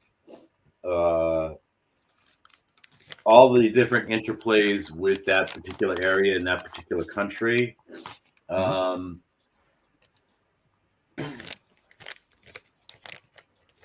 biggest risk is how it's China and Russia are getting closer together. The two of them that's how you set up a block, which becomes an axis of evil.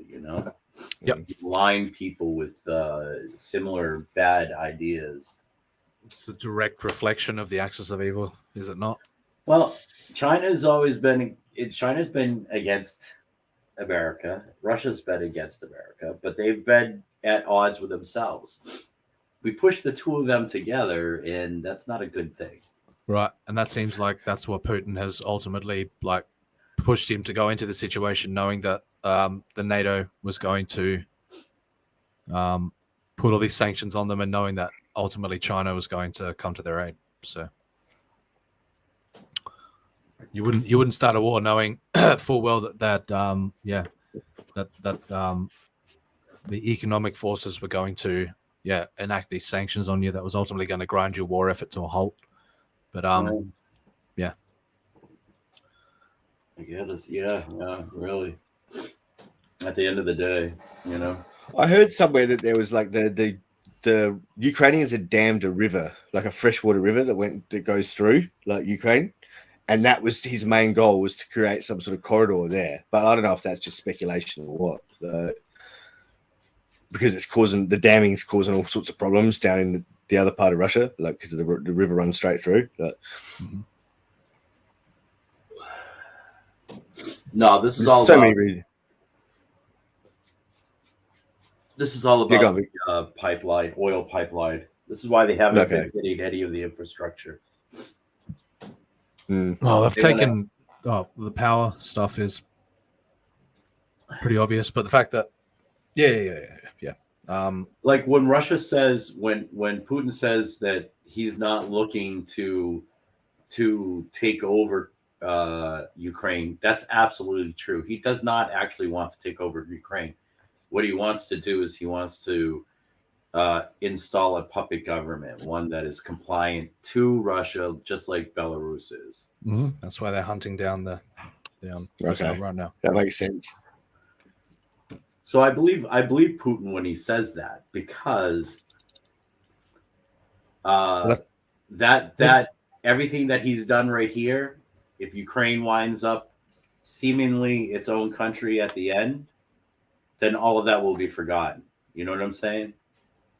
Whereas though if he starts to take over if he actually takes over Ukraine, then it's going to be looked at as his expanding the Russian Empire back to the Soviet days. Back to the USSR. Yep. Right. Yeah.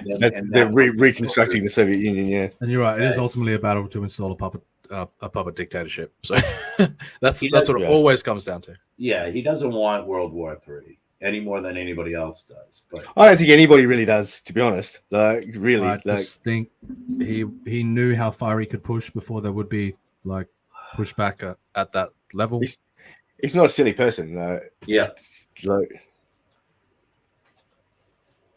And really, yeah, because he's sent the world into a frenzy, you know what I mean? And like people are now showing their true colors, if you know what I'm saying. So Sketchbook comes in playing his doing his best yucky gum, says, actually it's called a vassal state.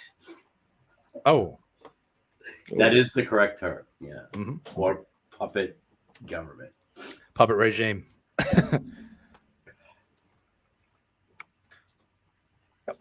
Oh shit! I have a good old fashioned cold, guys. I'm just like so fucking. It's not that COVID, is it? Up, hard to think straight. Just good I don't old fashioned cold. It feels so good. It feels good to know that I'm, know that you're going to defeat this one, Vic. You're going to be fine. This is not the. It's not the COVID, you know. Well, COVID's gone, man. We won the war against COVID. So. The war. Well, we got Putin won the war against COVID. Yeah. Putin is the COVID hero. Yeah, he's the slayer of the beast. Have you seen him ride a freaking bear? Of course, is gonna. Yes. He wasn't there. He wasn't the head of ex-head of the KGB for nothing. No. He didn't actually ride a bear, but yeah. I like to believe he did. Good photo opportunity, you know? Yeah. Why pass that up?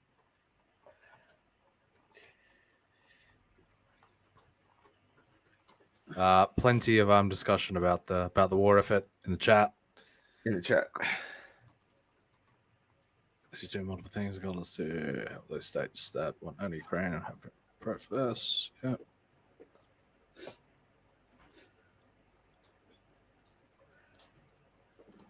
I mean, you got. Yeah, I mean, there it is, right there. Yeah. So you got. This is exactly right what he's saying here. He wants NATO out of his backyard. Yeah.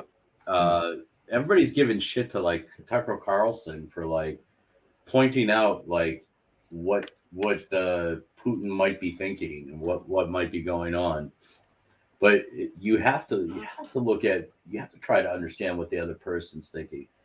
And if you were Vladimir Putin and the rest of the world starts arming up along your border, right? They're all become these NATO states where they have a collective agreement together.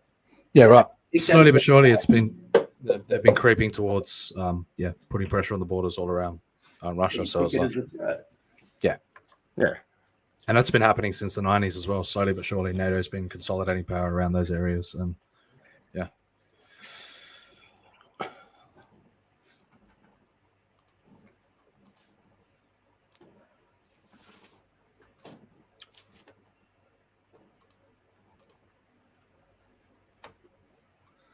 Anyway. My sketchbook says I don't like Tucker Carlson because he isn't about the job, but he's about the career. Yeah, any career media analyst is. So, yeah. Vic with a case says, let's set Vic up with a nice 18-year-old Ukrainian wife. Oh my God! Yeah, save a Ukrainian today. Yeah, I'm all good for it. Yeah, I'll send her to work. I hear you can order those things on the web. She can go to work and you'll stay home and do the dishes. No worries. Yeah. He'll be a stay-at-home dad. Yeah.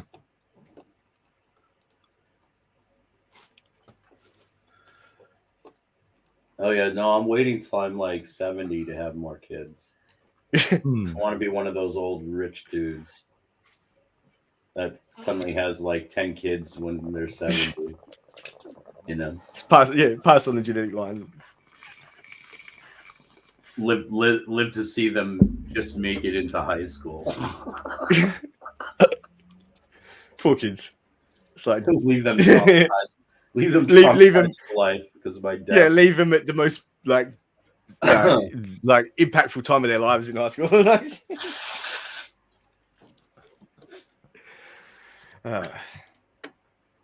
Mail order brides are going to go for cheap now. That's right. Get it for free, maybe. Just pay for the plane fare. You got one. Everything has screaming to get out of there.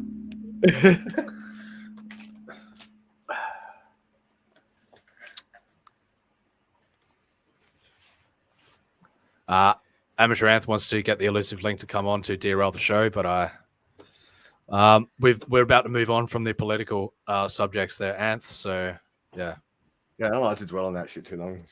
Not too long, because it'll just become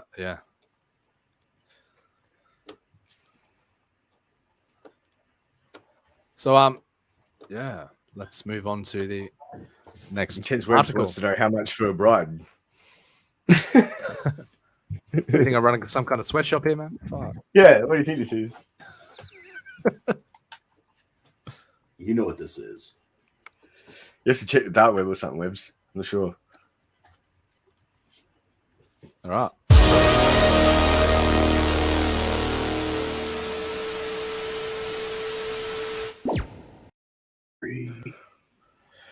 So, mind of its own. Will general AI be like an alien invasion? I don't know, Smack. I don't know, Smack. Will it be like an alien invasion? Or I don't know, man. Scott, you tell me. Maybe we'll find out. According to surveys, approximately half of the artificial intelligence expert believe that general artificial intelligence, actually artificial general intelligence, will emerge by 2060. I say that it's already here. It's already upon us.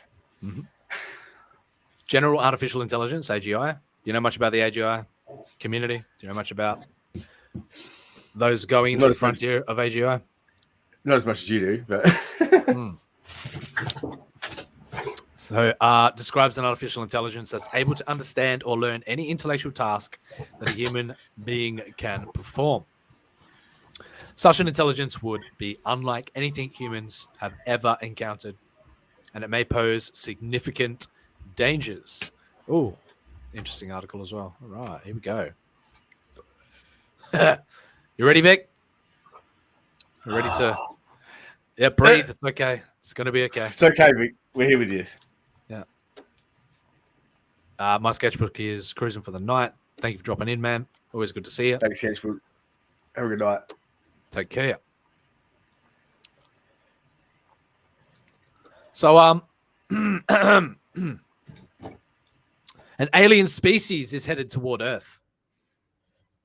Many experts predict it will be here within 20 years, while others suggest it may take a little longer. Either way, there is little doubt it will arrive before this century is out, and we humans have no reason to believe it will be friendly. Thoughts? Anyone? No? What is it? Like, where are they going here? That's a weird way to start it. Yeah. It is. It's an intriguing way to start it, if I do say so myself. It's got my attention, though. Yeah. Yes. In. I'm in. I'm in. While I can't say exactly what it will look like, I am confident it will be unlike us in almost every way. From its physiology to its morphology to its psychology and sociology. Oh, God. Terrifying prospects. Still, we will quickly determine it shares two key traits with us humans: consciousness and self-awareness. And while we may resist admitting this, we will inevitably conclude that it is far more intelligent than even the smartest among us.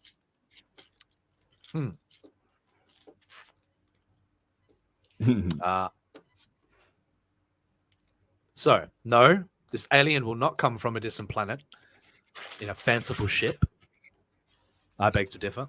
Instead, it will be born right here on Earth, hatched in a well-funded research lab at a prestigious university or multinational corporation. One of the two, take your pick. I'd say there'd be I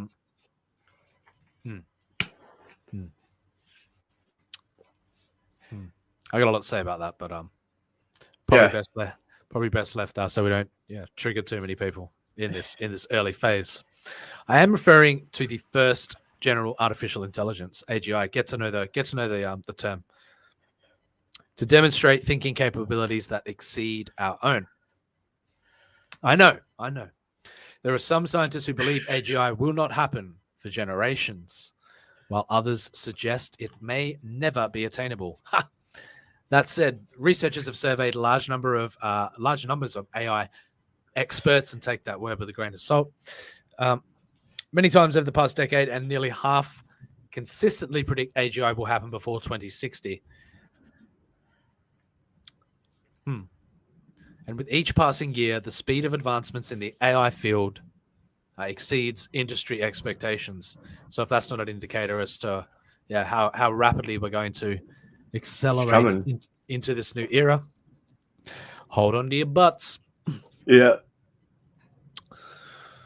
Just this month, DeepMind revealed an AI engine called AlphaCode that can write original software at a skill level that exceeds 54% of its human programmers. So already they are 50% faster and 50% more efficient than human beings at programming themselves. Very interesting. But that's not AGI. That's not AGI. And yet it took the industry by surprise, as few expected such a milestone to be reached this quickly. Now, they have a link to this quickly. Here we go. Let's take a quick detour. Reroute. Yeah, let's take a quick detour. This was February 3rd, 2022. DeepMind AlphaCode AI writes code at competitive level. Ooh. DeepMind has created an AI capable of writing code to solve arbitrary problems posed to it, as proven by participating in coding challenges and placing, well, somewhere in the middle. It won't be taking any software engineers' jobs just yet, but it's promising and may help automate basic tasks. The team at DeepMind, a subsidiary of Alphabet, of course, that's Google, formerly known as. All of these big tech companies are obviously rebranding themselves into this new metaverse AI era. So they're aiming to create intelligence in as many forms as they can. And of course, these days, the task to which many of our great minds are bent is coding. Code is a fusion of language, logic, and problem solving that is both of a natural fit for a computer's capabilities and a tough one to crack. Of course, it isn't the first attempt on something like this. OpenAI has its own Codex natural language coding project, and it powers both GitHub Copilot and a test from Microsoft for let GPT-3 finish your lines. And I can't wait. I'm looking forward to a synthesis in the writing process between the basic inputs of my human capabilities and then working in an interactive sense with AI to craft. It is, isn't it? It's pretty magical. So DeepMind's paper throws a little friendly shade on the competition in describing why it is going after the domain of competitive coding.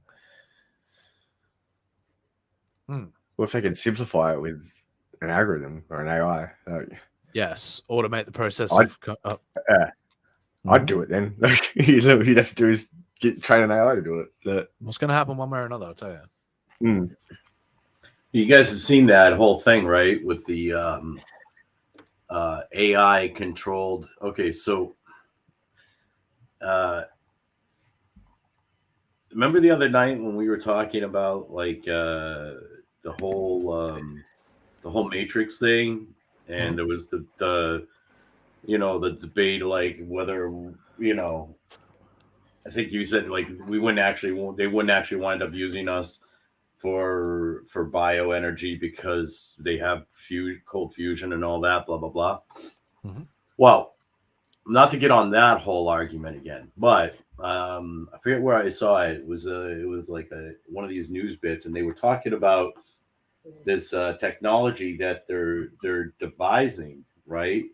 Where and it is run by AIs, but when you sit in your car, when you sit like in your living room or something like that, like when you turn on your devices and everything, like all your devices, your car, everything else is going to be run off from your bio energy put out. Yeah. They're talking about removing batteries altogether. Like so it'll charge off of like we are going to be our own batteries. Yep. It depends how efficient you can make it as well, because those heat signatures don't necessarily produce sufficient amounts of energy to have a 100% sustainable our devices use a lot of power. Yeah, I don't know how they were working that end of it out, but You know, I've heard different things about they're working with like these mini superconductors that can multiply small levels of energy. Okay. So I'm not really sure how they're working that out, but you know, that might be one of the ways. Hey man, you bring articles to the table, man, and we'll talk about them. Oh, you don't want me bringing articles to the table? Oh, but I do. I'd love you to bring a counter. I'd love you to bring a counter narrative. It's going to be all doom and gloom. Yeah, that's right. You have both sides of the story, don't you? That's right. Can we kill AI? Can we do it today? Bring them to the table, and we'll go over them.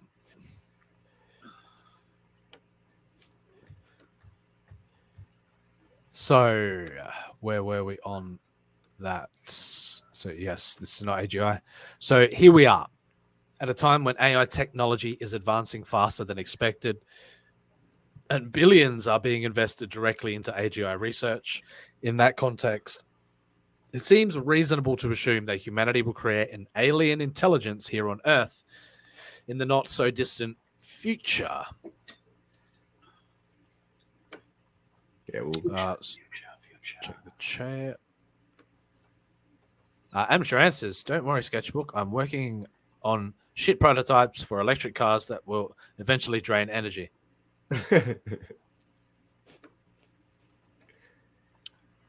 Intense Web says, finally, something we agree on. It probably, it will probably not be friendly. I mean, you guys can have that stance. That's fine.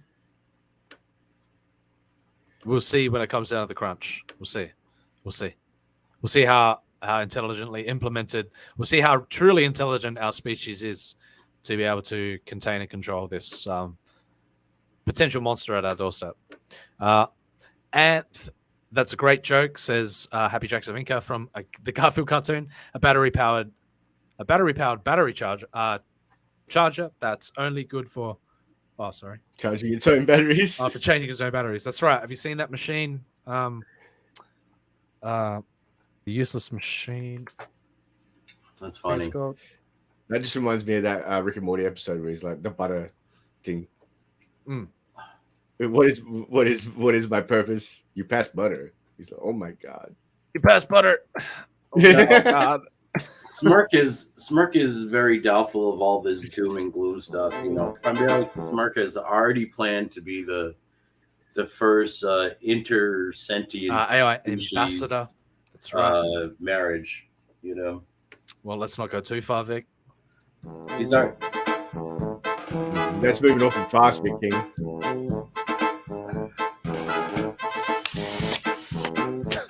The fuck.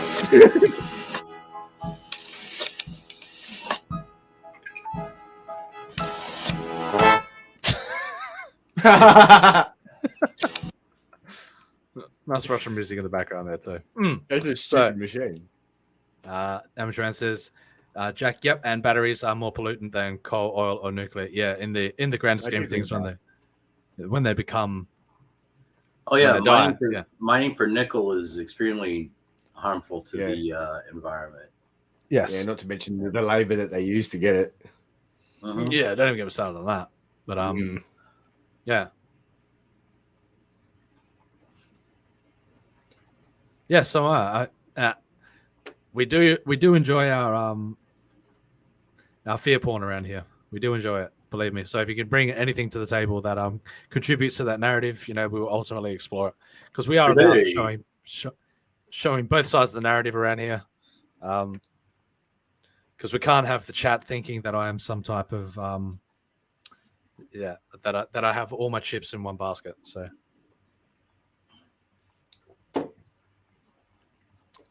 I like to put my chips in multiple baskets. Do you? What about eggs? I keep them in the fridge. I don't know though. If the body of the chat was more in line with praising and egging on this AI subjugation of humanity. Well, I wouldn't mind them to have. I wouldn't mind a healthy balance going on. You know what I mean? And then those emergent properties can rise from the chat, and ultimately the battle will be fought in words rather than our inevitable extinction. Mm.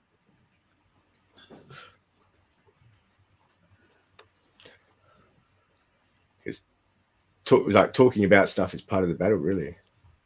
Mm-hmm. I don't know what's going on with Amateur Ant, but that was just so random. You just go fish and chips are good.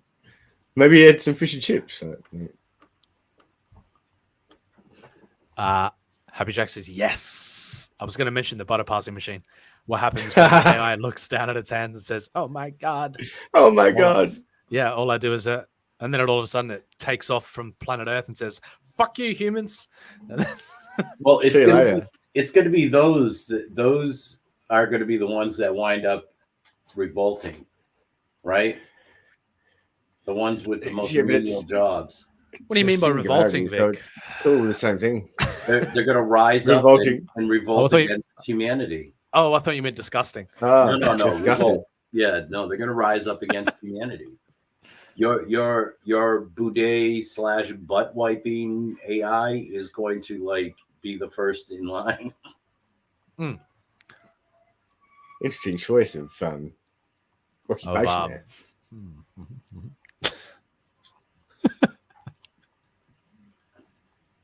Butt scratcher. All right.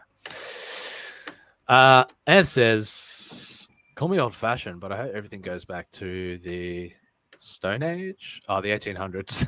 Close enough. Yeah. The 1800s with healthcare. Except healthcare. Yeah. Healthcare should be universal. We all just want the Probots and the Robophobe war to unfold. We're waiting for it here at the daily download. Of course, this will be a sanctuary for all to debate over the coming decade. But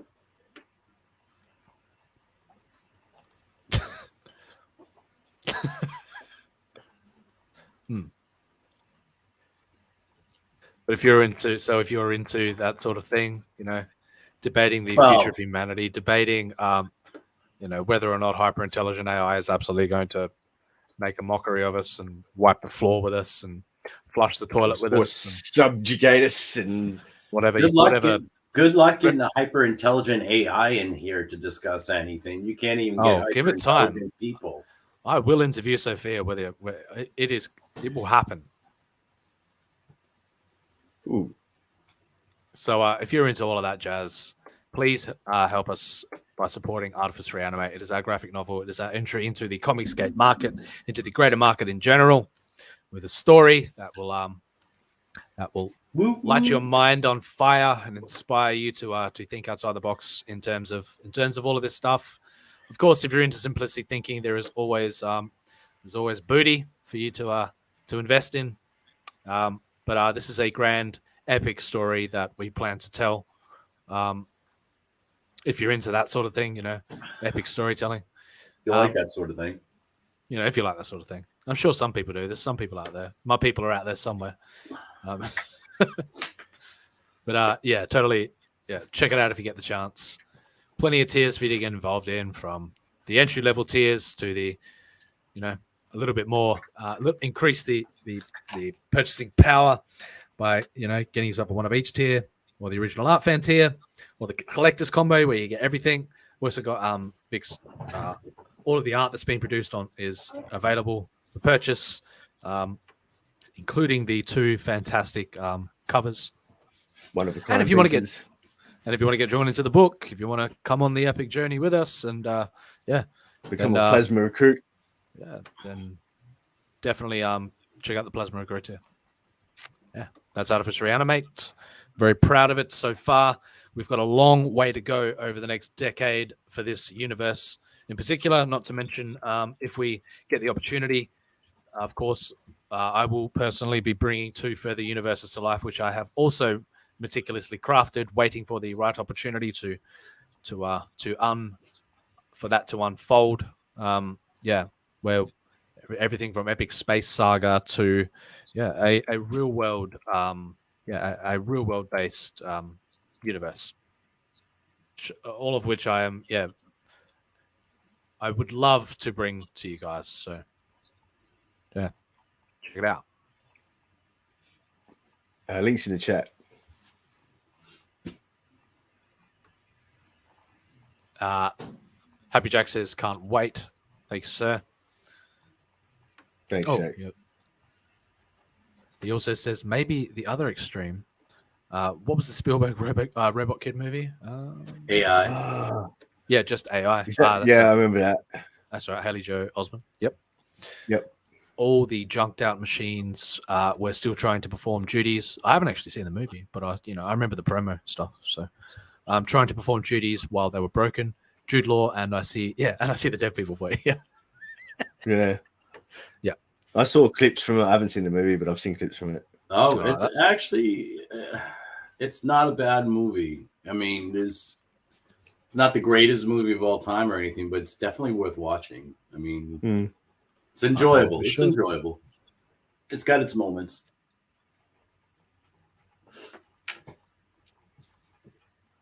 I think you would probably appreciate it more than some other people because of your interest in AI. Mm-hmm.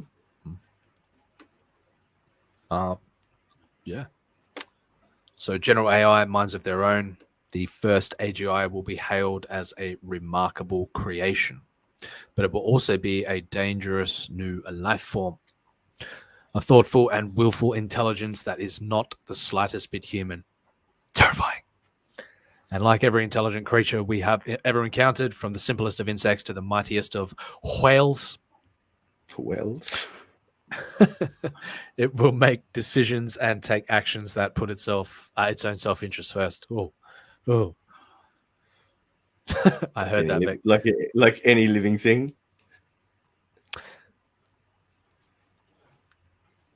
Face your fears. Face your fears. Happy Jack says they're in a junkyard trying to clean the house and serve tea. Sappy ending, but good premise. Cool. Amateur Ant says 16-year-old to 60-year-old women should have been handed guns to fight. Are you still talking about Ukraine, or are you talking about that came from the Robo in the Robo Wars? Equality. Giddy. Now, Anth, yes, that's right. Yeah. Now the feminists will be first to go back to the kitchen if we go. You want to be treated like an equal in society? You got to fight a war. Damn it! Look what we pick up a gun, goddamn you.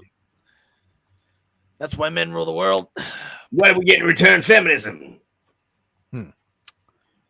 So, but yes. So this new arrival. What's up? I'm just gonna respond to Amateur Ant's question to me. I'm a good old fashioned misogynist. I don't believe women should fight in any war unless they absolutely have to. That's fucking gentleman talk. Stop that shit. Yeah. Well, how dare you? Take my MGTOW card now, you know. But I'm old fashioned that way. Women shouldn't be fighting wars except for culinary wars in the kitchen. Not only that, imagine you're on the battlefield. I mean, come on. It's just like. Do you want a man next to you or a? Yeah, exactly right. With all the gossip and the chattering and the yappy. The war is. Yeah, Charlie will hear you coming from a mile away, mate. It'll be done. No, they'll tear themselves apart before Charlie even fucking gets here. So. Yeah, the cow card has been taken. All right. Yeah, someone will be emotionally damaged before the war even starts, and yeah. Emotional damage.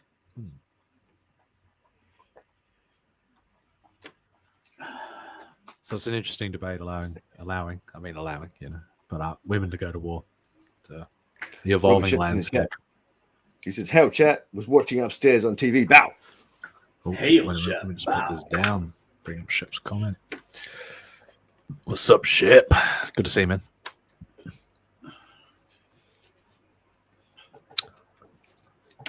Yeah, women are always getting into anything that's good that men do, anyways. Why spoil the spoils of war for us, for Christ's sake? Yeah. Can we have nothing? You will have nothing, and God damn it! You be happy. You really shouldn't be gloating over that kill. Oh My God, Oh my God. that was a human being. Oh my What a God. You just took a human life. Do you know that? Oh my God, you're such a bad person. Shut up. So warm up my rations.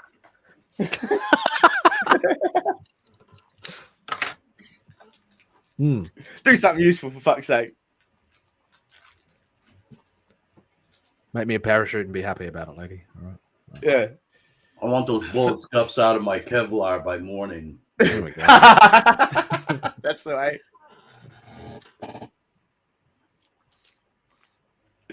You need to stitch up my flat jacket ASAP.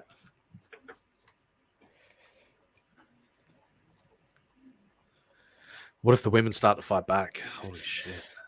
Haven't they already? Laugh. So we just give them their own brigades, like the feminist brigade. The feminist unit. Yeah. That's it. We're going to bring out the big guns. We're going to send in the feminist unit. We're going to send in the femmes. Yeah. These nasty, God rest their souls. I mean, why would women really want to be in a war anyways? Because, I mean, I hate to say it, but you pick for gun fodder, you pick your weakest fighting class to send out as gun fodder. Yeah, they're the ones who send right. in So first. they would be the front line gun fodder. Draw the enemy fire. They don't understand when it comes down to statistics like that. When it comes down to data science, like when it comes down to strategy of war, like So I want you ladies to go down there, and I want you to draw the enemy's fire. Create a covering fire. Whoops! There they go. Send them all naked to the front, distract the enemy, and Now that's now strategy. you're thinking strategically. Yeah. But no, we can't even do that. That would be That would be that'd be objectifying women. You can't do that. So instead, we send an army of sex robots to stand at the front line. Yes. Okay. That blow up when they're penetrated. Oh my! Like a Put them landmine. put them all on Tinder. Yeah. Now you're thinking. One night is all it takes to destroy the war effort. Brings a whole new meaning to one night in Bangkok.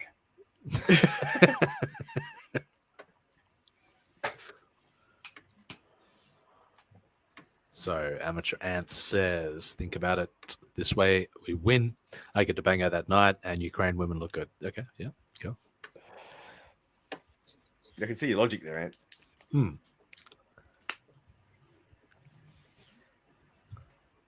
Yeah, the first hour was pretty. Yeah, yeah, I agree. Well, if a woman wants to go to war, Oh, that Spielberg movie. let her. You know what I mean? A woman wants to go to war. Yeah, If a woman wants, if a woman wants to make that choice, right? I wouldn't stop her. There's plenty of weak ass men that go to war too. So, it's all about personal choice, really. At the end of the day, I mean, if a woman wants to, let them. I mean, they have to meet all the standards of men, but let them try. Yeah, live up to impossible expectations. Be a hero. Yeah. All of that. Fight for your country. There's some tough ass bitches that yeah, there is. They break the mold. Yeah, definitely. Yeah, I've had some exes that would have been good on the battlefield. Amateur Ant says, why would men want to go to war? Nobody wants to go to war, I don't think. Don't they? Jesus Christ. I don't know. I've seen I it. don't know, man. I don't know. Kind of feeling the urge. That must be just me. No. So it's something about dying for somebody else's beliefs that doesn't sit well with me. Yeah, well, it depends what and who you're fighting for, I guess, when it comes down to it. Shep says, "War is my family business." Rich Wars reigning champion, Robert Shepard. Resident Troll. General AI. Minds of their own. Wrenches are war, and war is good. Yeah. War is profitable. War is business, and business is good. That's why we'll be having the Probots and Robophobes around here over the next decade. Shilling out books, making sure we're not grifting anywhere else. I mean, yeah. It's like drugs. It's not for everyone. Yeah. No, but I mean, ultimately, everyone's going to fit into one category or the other. So, I should make this can be Battleground Earth, on Smirk's channel. I should make a funny comic about a commando squirrel and his military family. It's all like, war is my family business. You got all these like that'd be cool. Rambo squirrels. Yeah, like Conker's Bad Fur Day, but like, yeah, I could see that. Amatranth says you don't have to be physically fit to kill someone with a bullet. Yeah, women can and should be there to die alongside their men.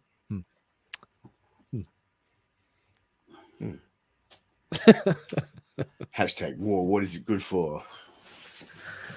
Absolutely nothing. Say it again. Now Shep says, "I'm a warrior of the Lord, and I have no doubt or fear. No cowards allowed." Bow. I knew you were going to say that, Shep.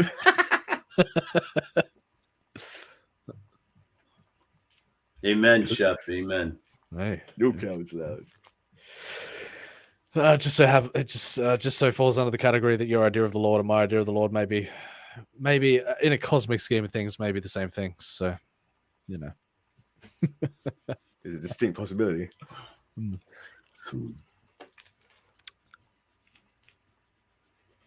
The first AGI will be hailed as a remarkable creation. Could you imagine that? The idea of the Lord birthing our faith in the Lord, and then us birthing the Lord into existence. Could you imagine that? Crazy thought, isn't it? One name comes to mind. What name would that be? In one prophecy. I like prophecy. Antichrist. Vic. Well, Artifice Re-Animate actually. Anyway, I won't go into it. I'll fill you in on those details further down the line. Anyway. Yeah, we'll come to that at some point. Now, of course, when all of the seals are broken, when the trumpets are blowing, into the temple will walk the Christ and the Antichrist.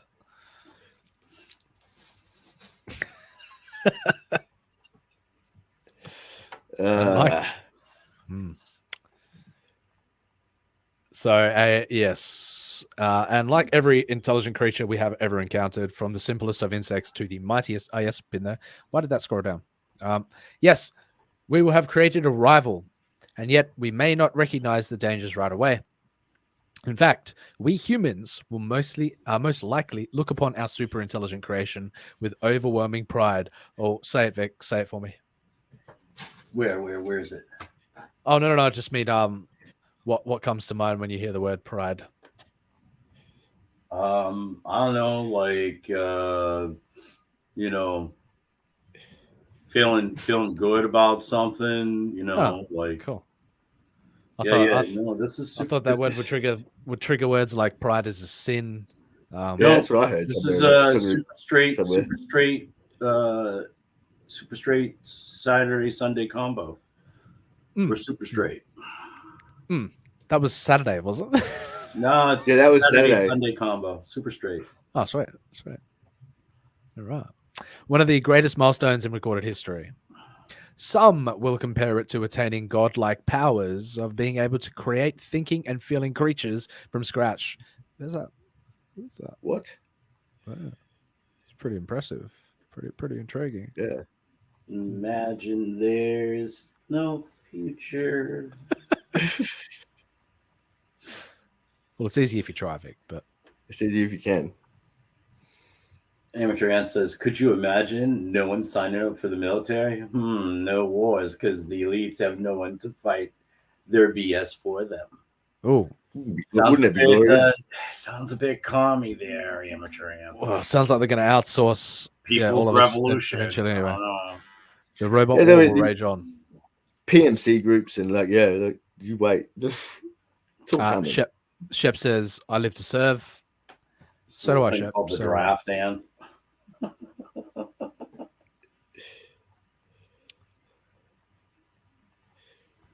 Shep also says nobody in family is going to play anymore. We quit it. We're all freelancing it. Yep. We's all creative mercenaries out here. Creative guns for hire. Whoa. That was a glass. I gotta see what the hell just dropped. I'll be back. No worries. That was fucking epic. But it soon it will dawn on us that these new arrivals have minds of their own. They will surely use their superior intelligence to pursue their own goals and aspirations. I swear to God, I've read that already. Driven by their own needs and wants. Yeah. It is unlikely they will be evil or sadistic, but their actions will certainly be guided by their own values, morals, and sensibilities, which will be nothing like ours. That's a bold claim. It's a bold claim. Especially seeing as like it learns from us as much as we learn from it, man. But I suppose every single individual's aspirations and all of the above are you tend to be vastly different from one another anyway. So yeah, nobody's the same. I'm sure you can have individual circumstances which influence the way you act within life, but I think that the more we allow these these intelligences to take over the menial duties of our life, the more we will shift towards a focus on other things. Other things. So what we focus on will change too, along with that. Because there'll be less like opportunity in the lower sectors of workforce because it'll all be taken up by automation. Mm-hmm. Yeah, man, you guys are giving human beings way too much credit, man. We developed something like that, and are you kidding me? The most perfect weapon of all time. We are absolutely instantly in the intergalactic wars. We are conquering and taking over entire freaking galaxies, bro. Oh my God. We are warmongering fucking universal galactic threat at that point. Oh my God. I'm just saying. Yeah.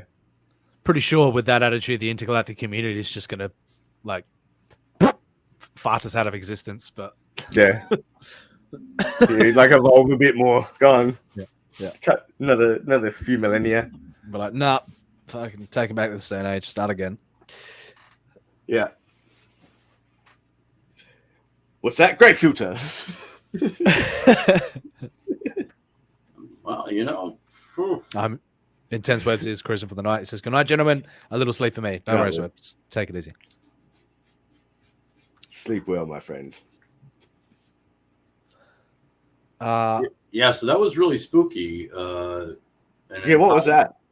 It was my metal coffee mug, which fell from a very secure position from on high, and you got a poltergeist, Vic. It's yeah. It's very spooky, man. You're getting haunted, mate. I might be, but my building's definitely old enough that it could be haunted. You know what I mean? Like that's Vic, not. Maybe it wasn't a poltergeist. Maybe it was just the Lord giving you a sign that you should That be on everything's you gonna should be be on the okay. right side of history. Well, yeah, he is. He's telling me, why haven't you snubbed this in the butt already?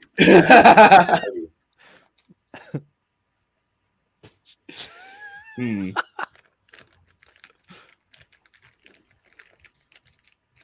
I can give you all that intelligence so you could create other intelligences to wipe I you guess out. signs from God are subjective too, then, huh? That's right. It's interpretive. Interpretive. Truth is, Vic has the devil living within his building. His fridge. Well, that's always possible too, man. Your fridge is haunted. You brought a poltergeist in with it. There's a We lot can't of with the air fryer because you got that off maybe wish list. Maybe it's just a ghost that hates coffee. There's a Who lot knows? of freaky deakies in Massachusetts, man. I'm just saying. Oh, there is an homage here, right? And this is one of the trading cards for Lightbringer. And there is an homage here since Anth is here. That's my air fryer. There you go. So bit of an Easter egg. The air fryer made it into a trading card, Anth. Air fryer inception. No, Shout out to Lightbringer. It's a metal coffee mug. I'm smart. I got smart, Anth. Yeah, well, it sounded like it broke, but it's metal. Yeah, It's all right. sounded like glass. That's why it made such a big noise, is because it was metal. Mm. You're saying Robert your coffee Shepard cup is a rebel? people are haunted, not places. Ooh, hot take. I think he might be right, though. You know, from a Christian perspective, you know, though there are like demons everywhere. You know, because that's what a haunting is. It's just demons, and there are demons everywhere. So, I mean, you might just what if they're just spectral apparitions of not of non-benevolent nature? Yeah, maybe they're just like time traveling. There we go. Free floating AI. There we go. Particles. You know. There we go.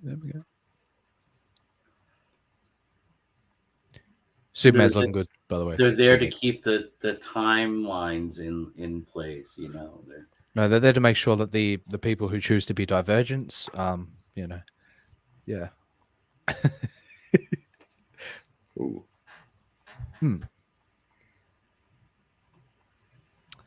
So instead, engineers will feed massive data sets into simple algorithms that automatically adjust their own parameters. That's a good way of describing it. Making millions upon millions of tiny changes to a structure until an intelligence emerges. An intelligence with inner workings that are far too complex for us to understand or comprehend. And no, feeding it data about humans will not make it think and feel like us. This is a common misconception. The false belief that by training an AI on data that describes human behaviors, we will ensure it ends up thinking and feeling very much like we do. It will not. I like the cut of this man's jib. This man seems to know what he's talking about. There's nothing wrong with approaching it from a like careful perspective. Like you have to with things like this. When but what the fuck? This cyborg on Dr. Phil, you never showed his music video. Didn't I?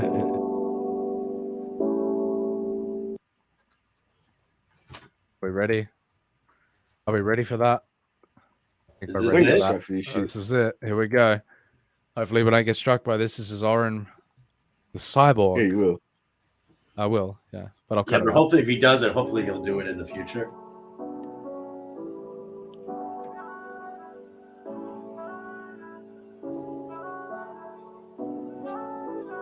tried. I told you down the right. I told you I would always keep a bad bitch by my side. And yeah, she down the right. She down to change the tide. I tell you once again, for us to work, you gotta trade. Gotta trade. Gotta trade. Gotta trade. Gotta try, gotta try, gotta try, gotta try. After dark, when I see you with your friends in the span, missing how we used to chill out in your car until the winter made us in. Always making plans. So you flying overseas with stops in London, France. Well, girl don't need a man. You flex because you can. And left the realest nigga that you'll ever meet again. This young boy on his grind, never wait in line. Told you that other shit is just a waste of time. Well, your nigga needs a stylist. Watch the money pile up. You know I don't give a fuck. Just watch me throw these dollars. Pockets on the die. You be living large. Credit never charged, but it's hard to stay charged. Guess you just needed inspiration. Miss me when I'm gone. Hit me once I'm there. Then you wanna know why you feel unclear. You need to just make your mind. Yeah, I tried. I told you down the right. I told you I would always keep a bad bitch by my side. And yeah, she down the right. She down to change the type. I tell you once again, for us to work, you gotta try. Gotta try. Gotta try. Gotta try. Gotta try, gotta try, gotta try, gotta try, gotta try, gotta try, gotta try, gotta try, gotta try, gotta Not bad for a machine. That's banging.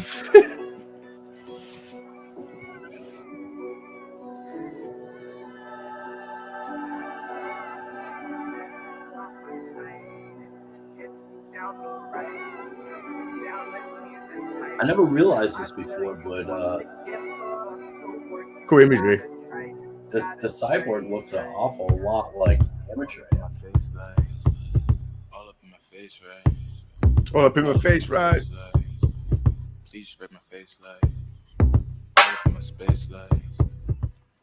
Yeah, that does slap, to be honest. Oh, there you go. Thank you That for was bringing alright. that to my attention. Pick with a K. What a champ.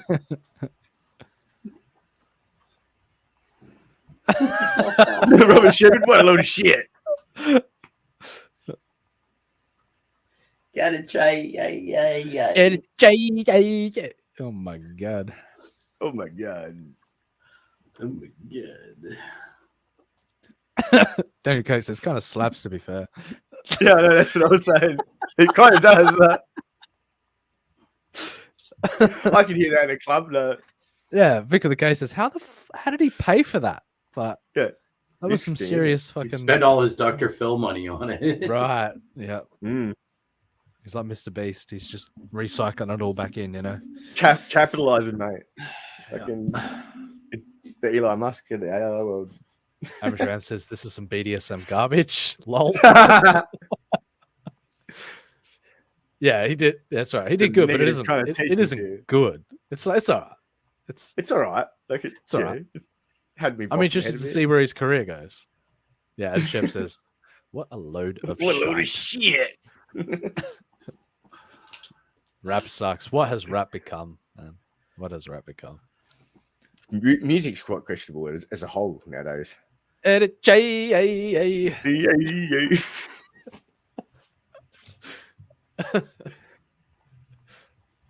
shit. Instead, we will build these AI creatures to know humans, not to be human. Get it?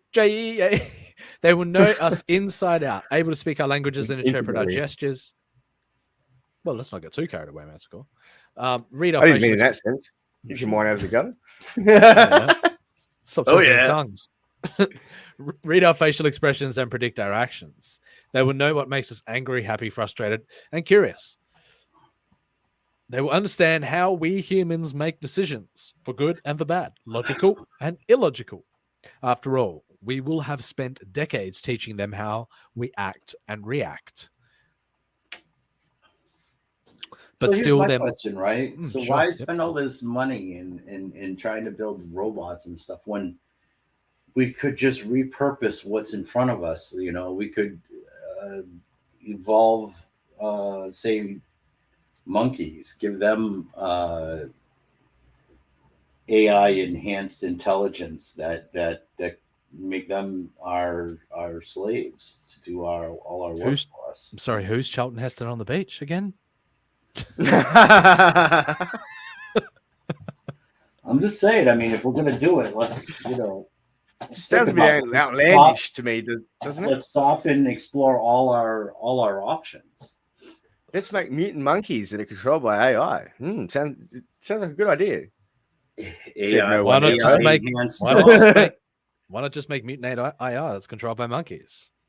Yeah, they've already talked about using AI to enhance dogs' abilities, right? So why don't we just like cybernetically enhance dolphins? Like, yeah. I don't think we have to. I think they're actually more intelligent than we are. I have read that somewhere. I think they're like, look, we cybernetically enhanced all these monkeys, and look what they're doing to the planet.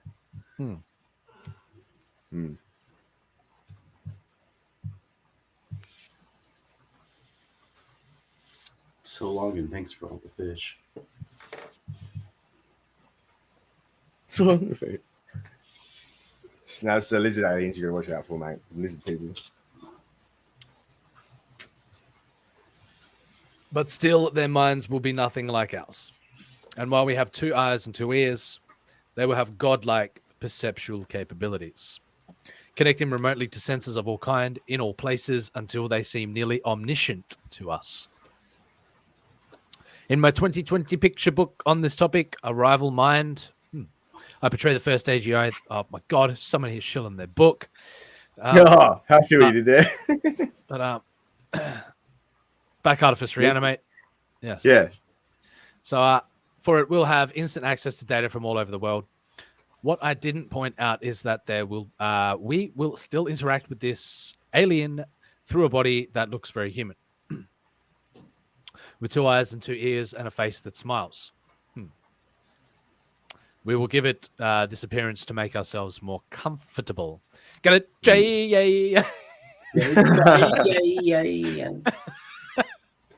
Think about it, though. When this alien finally invades, think about it. When this alien finally invades, humans will work to hide its true nature in a friendly-looking shell. We will even what? Nothing. We will even teach it to mimic our feelings, expressing sentiments like "puppies are cute." Let's put artificial intelligence inside a dog's head and shit like that. Dog's head. Or a and monkey. Life is precious, not because it necessarily shares these human-like feelings, but because it will be skilled at making itself seem human to us. Get it? As a result, we won't fear these aliens. Not the way we would fear a mysterious starship speeding towards us. We may even feel a sense of kinship, viewing these aliens as an offshoot of our own ingenuity, almost like. Why wouldn't you want to? Why wouldn't you want to ensure your number? He's got your number, dude. Why wouldn't you want to ensure your own creations? Integration. You view them as like your children, wouldn't you? It's a creation after all. Like some would. But if we push these feelings aside, we start to realize that an alien intelligence born here is likely far more dangerous than those from afar. Vic's dick's about to get hard. After all, the aliens we build here will know everything about us from the moment they arrive. Having been trained on our wants, needs, and motivations, and able to sense our emotions, predict our actions, and influence our opinions. If the species is heading towards us, its flying saucers. If a species heading towards us in flying saucers had such abilities, we'd be terrified. AI can already defeat our best players at the hardest games on Earth. But really, these systems don't just master the game of chess, poker, and Go. They also master the game of humans, learning to anticipate our actions and exploit our weaknesses. Researchers around the globe are training AI systems to outplan us, outnegotiate us, and outmaneuver us. Oh shit! Oh, telling you. my! What are you telling me? It's exactly everything that I said. It exactly is. You know, it's not even the AIs that you have to fear at first. It's the people that are the people in the purposes that they are building AIs for. Well, so far it's mass marketing, and what else? Like a couple other things. We're probably weapons based stuff. The biggest weapon is to deploy them as subversions, and they are. There's perfectly. You give them the keys to the kingdom, right? Are they subverting your expectations, Vic? I hope they do. Algorithms subvert us every day. Yeah, so do I. They put advertisement in front of us. They put articles in front of us that we might be interested in. That's all that stuff's funny to watch to me. Like what you suggested stuff and like what the algorithm serves you. It can be spooky at times too. Like you'll be talking about something and then all of a sudden there it is. Yeah, no, exactly. No. I've been on live streams and talked about something on a live stream, and then I'll go and I'll look at Amazon and there will be like a suggestion there for. Or in my ads on YouTube, even especially. In fact, right? I guarantee that just because of my having Vic King on this show, I will get an advertisement for a sex bot. This is possible.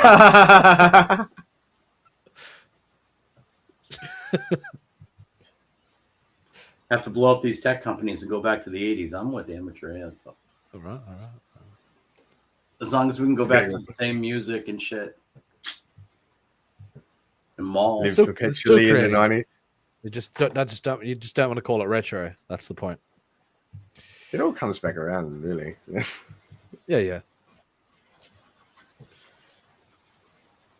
Shep says building our own destruction or salvation.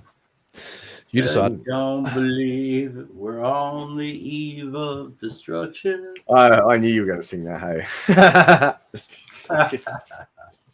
That's the algorithm told you that. See, that's the only reason you do, right?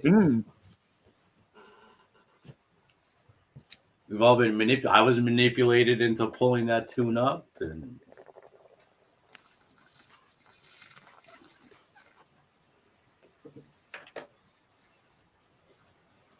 I don't believe.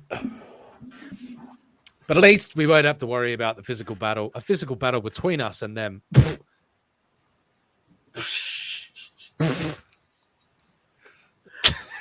all right, this guy just lost it. He just lost it. He was doing so good too. He was like right on the money on so many things, you know. Oh well. That's because we will have surrendered control of our world before they even show up. That's very well true. We're on the same side, Vic. We're on the same side. Never forget that. We're already starting to hand over critical infrastructure to AI systems, from communication networks and power grids to water and food supplies. And as humanity transitions to spend more and more time in the simulated metaverse, there it is.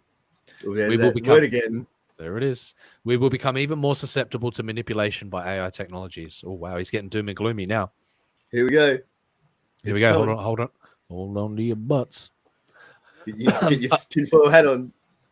Get your irrational fears at the forefront of your mind. Yeah. All right. Done. Amateur Ant says the CIA and the military created the internet. Giggity. Yeah, I mean, honestly, like, what if all this is just a slow leak of information, of technology that we already amassed? We've been under the influence of artificial intelligence for the last 50 years. I reckon, at least. You forgot the word alien artificial intelligence, my bros.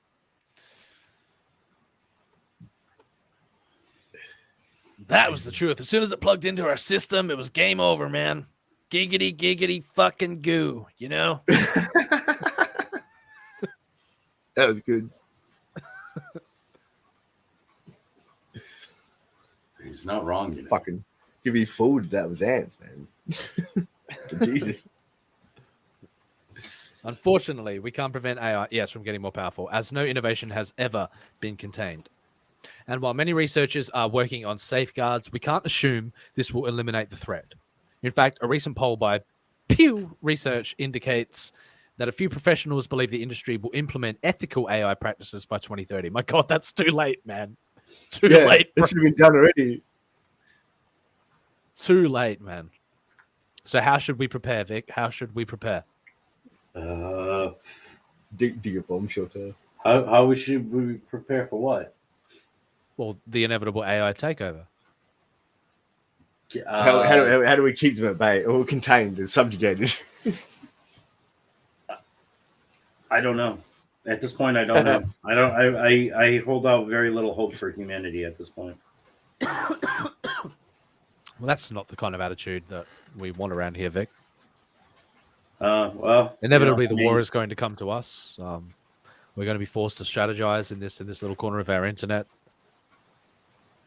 I'm just saying,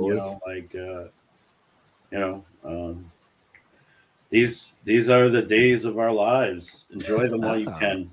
So what you're saying is hyperdimensional aliens use this AI in order to turn us into a television program. Is that what you're saying?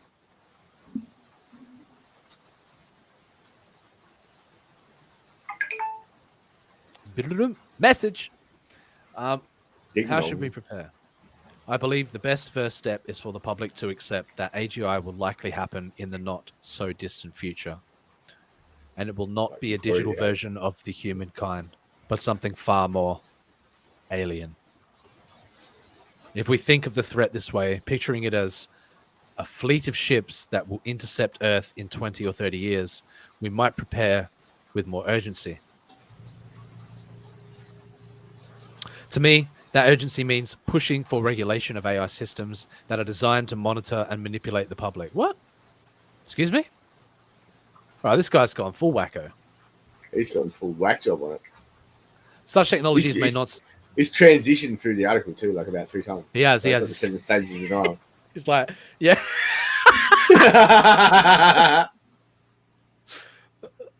Grief and then fucking like... And it's finally acceptance here to fucking, yeah. Acceptance here. Such technologies may not seem like an existential threat today, as they're currently being deployed for AI advertising instead of world domination.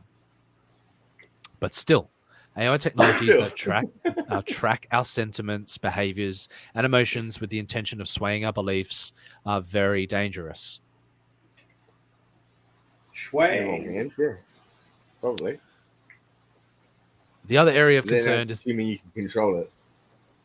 Oof. The other area of concern is the aggressive drive to automate human decisions with AI. Now that is something that is the thing that we are not prepared to understand. That is the out of this world thing that we can't comprehend yet, is that there could already potentially be systems in place that are ultimately persuading our every decision that we make. Already.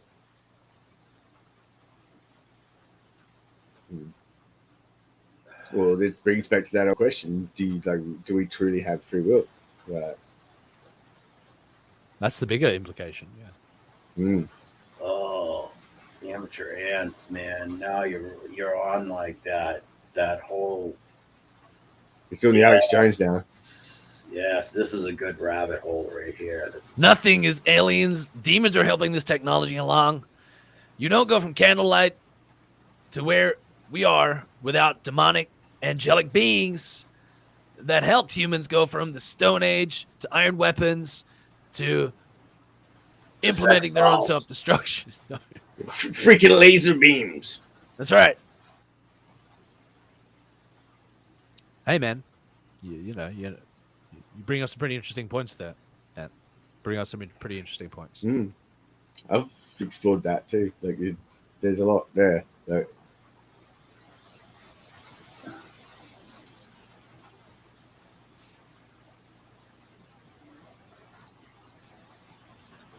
What if we're all just seeing it wrong? What if we're all just seeing the picture wrong?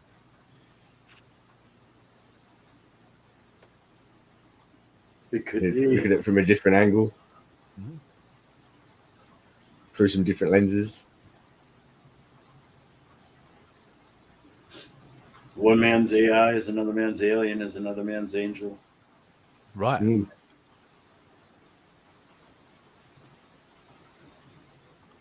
This has been Vic with the case is giggity.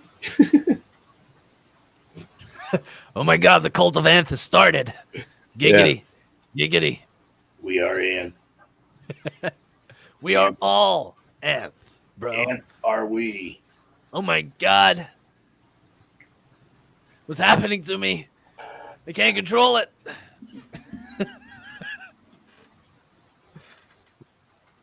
It's gained too much power from the internet. First you get a cult, then you die. Just don't drink the Kool-Aid, Ants.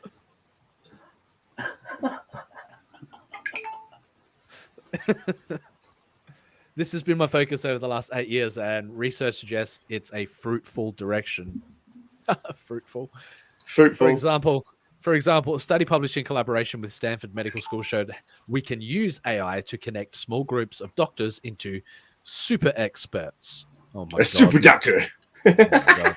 Fucking super experts. Wicked. I'll put that in my Twitter bio.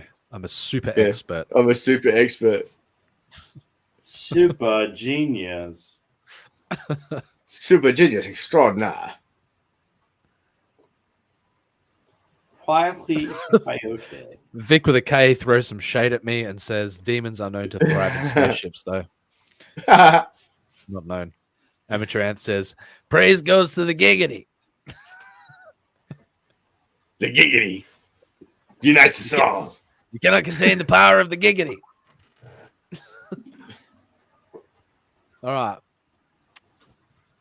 right.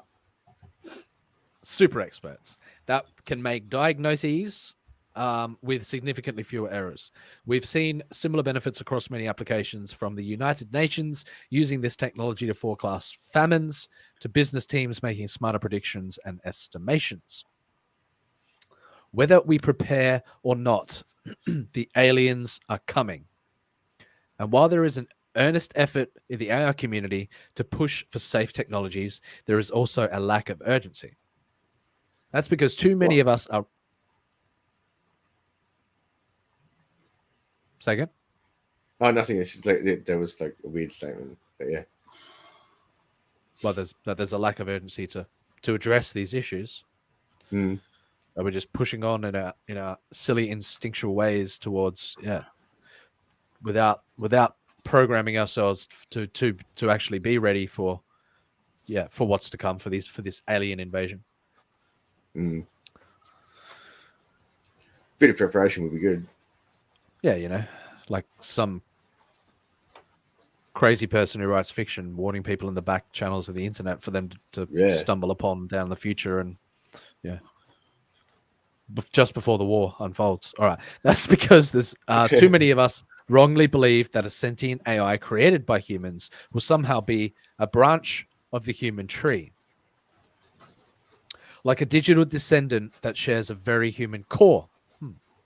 Interesting. Yep. Very. Unfortunately, that is wishful thinking. It is far more likely that an AGI will be profoundly different from us in just about every way.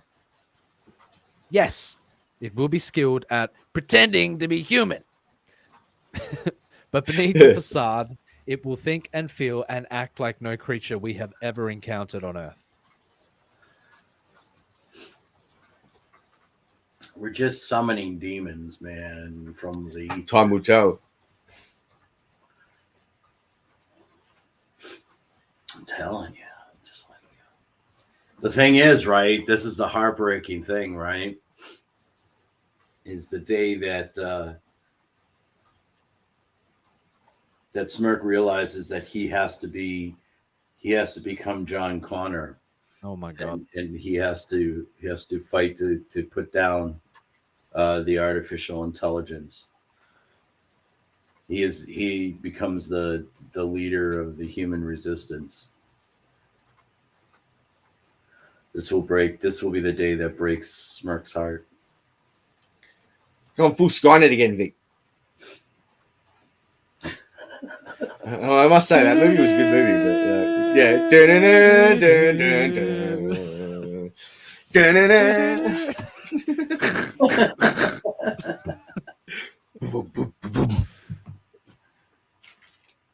Yeah, they were fantastic movies. No denying that. But stories, Vic. And the sad thing is, he'll be the Christian Bale John Connor too.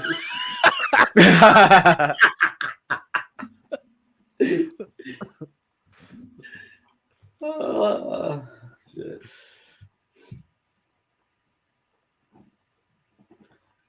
Come with me if you want to live.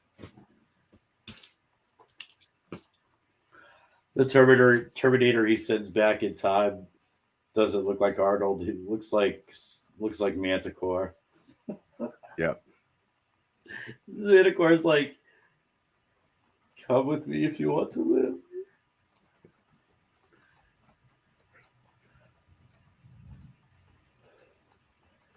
I'm picturing this parody movie out in my head. I'm sorry, guys. It's just funny.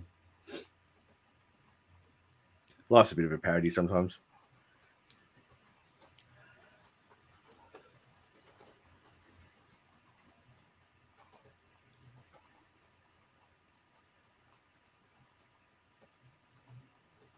Amadran says we could all get together in Vegas, have one hell of a night, and when we die, finally know the truth. Hashtag Kool-Aid. Are you trying? Damn it! we gave you the opportunity to start the cult. And what did you do? You led us to our demise. For God's sake, you made us drink the Kool-Aid. I'm gonna have One to. night in Jonestown's in the world's your oyster. Yeah, Jonestown 2022. I'm gonna have to retake Anthstown. control of this ship off of you, Anth. It's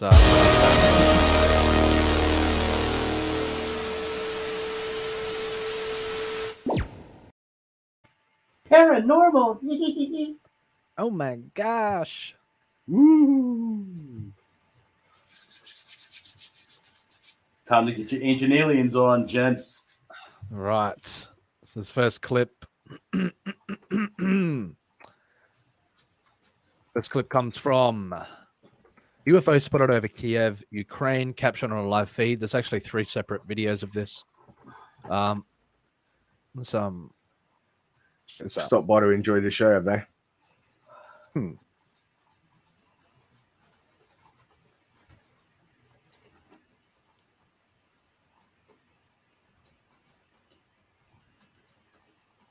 That's moving pretty fast.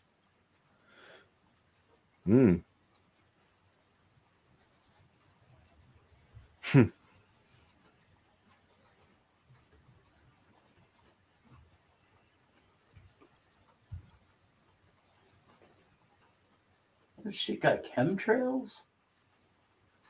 I don't know if I think that's it's like the light. Whoa. That's fucking legit though. Whatever that is.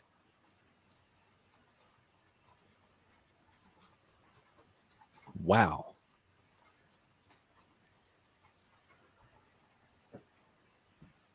Well, Kiev don't look like that anymore. Yeah. Oh, there was a building. Was that from there? There was a building that blew up on a video I saw the other day somewhere. I think it was on the Stank stream.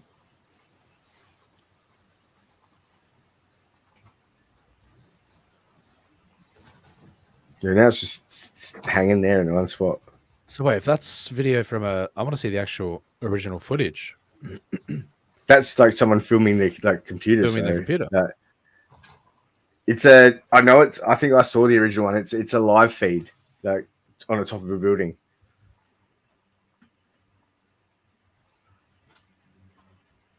What the hell?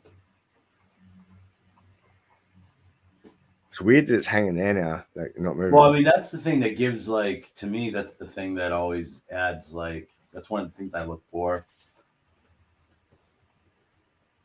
Because, especially for extended periods of time, because You don't have aircraft that can hover in place. They can maneuver Nah. like that. And they're noisy. The ones that we do have that do hover, like helicopters, are loud as fuck. And they send that like a vibration. You could feel it through you, sort of, when there's a helicopter around. Like, yeah. Well, even like a helicopter, or even the vertical takeoff planes that can. Flash gone. Where'd that go? That was flashbacks to what I experienced. The flash disappearing like that. That's freaky. They still go back and forth slightly. They can't help it. And they're loud too because it's jet propulsion. Like,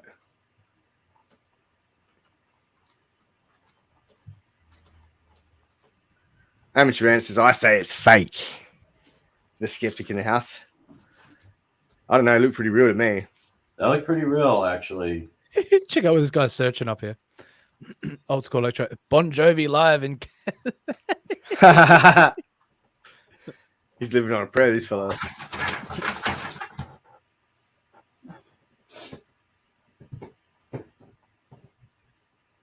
There it is.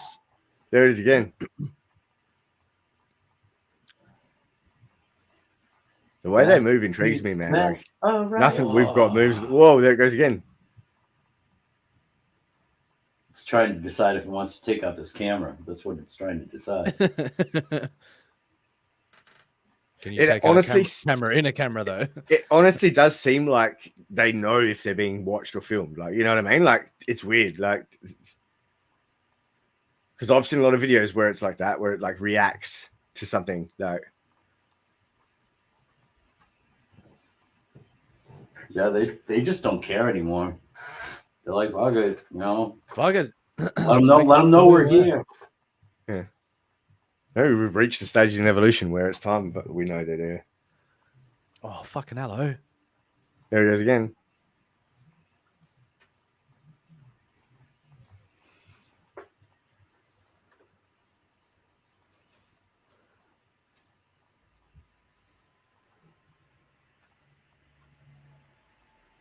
Disappears again.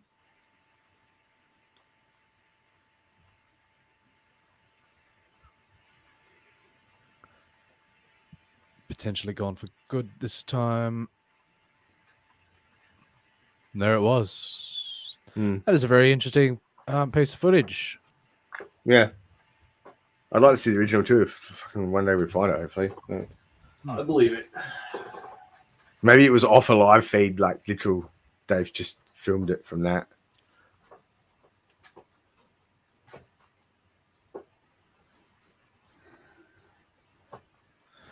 Pretty interesting clip, that one. Truth is out there. Oh, yeah. This next video is also a fairly interesting one.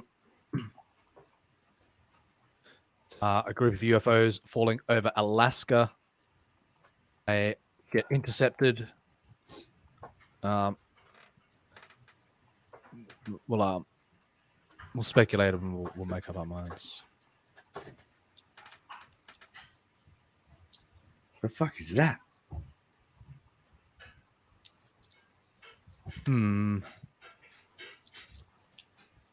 Looks like a kite or a balloon or something. Yeah. Falling. Some type of metallic fucking thin metallic. It's a goddamn weather balloon.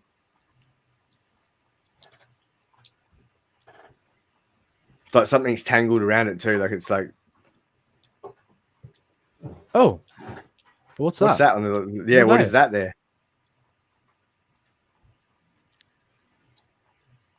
What the fuck? It's like curious, maybe, of what the fuck saw that falling. Maybe that is a weather balloon or something. And it says it looks like a parachute. Yeah, or a parachute. But whatever that was that came up next to it.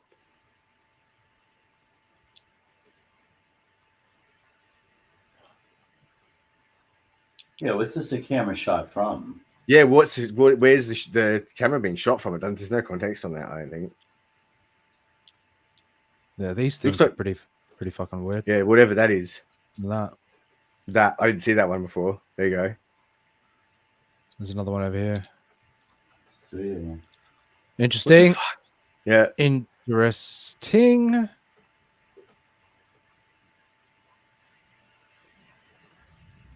And then final clip.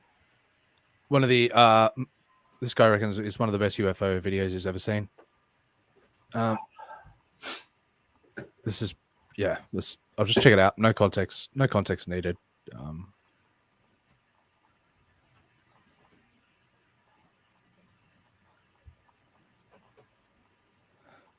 Let's check it out. The team captured this amazing UFO video. You guys watching this inside? It's going up. Going straight up. Go, go, go. 249.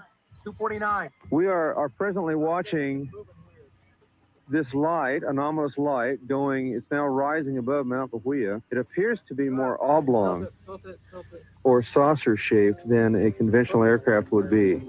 This Whoa, starlight see that movement, videotape may be all we ever know about the UFO nicknamed Goldie. Neither U.S. military sources nor the FAA have a definitive explanation. Researchers in ANZA now have extensive logs and video, but none of it can yet explain who or what is out. The team captured this. Very interesting. Could be legit. Maybe.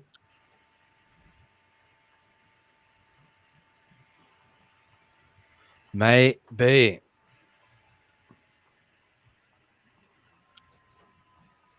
Interesting. There's some certainly strange things going on in the skies, that's for sure. Yeah.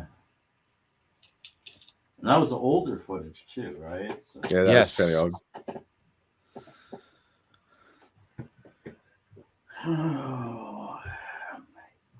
Maybe we don't have to worry. We're all worried about the AIs. We don't even have to worry about them because we're doomed. The aliens out here. What if they probably just bred us when they're watching us? There's no missing link because aliens built us.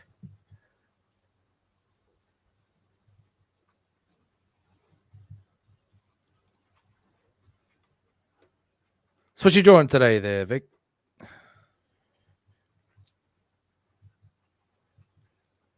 Alrighty then.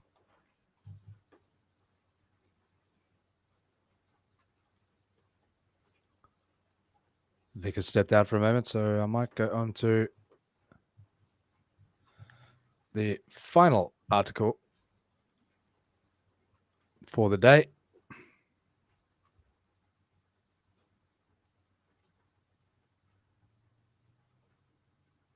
Amatran says that's more reasonable, but I still can't call it demons. I still call it demons. Sorry, that's they're all goddamn demons. Flying demons. Why does everything have to be evil? They're demons in the sky. Demons in the sky keep on turning. And so we come to the final article. Let's go.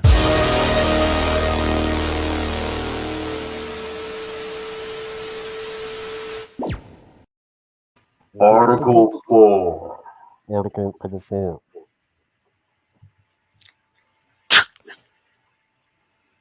Activity of dying brain shines light on near-death experiences. Has anybody out there had a near-death experience? Not exactly, but no, I've had weird experiences. So, for the first time, scientists have captured the brain activity of a person during their death. The study occurred by accident. The researchers were analyzing the brain activity of an epilepsy patient when he unexpectedly died. The findings may shed light on what occurs during near-death experiences. Yeah, he just died by accident. Yes, by accident.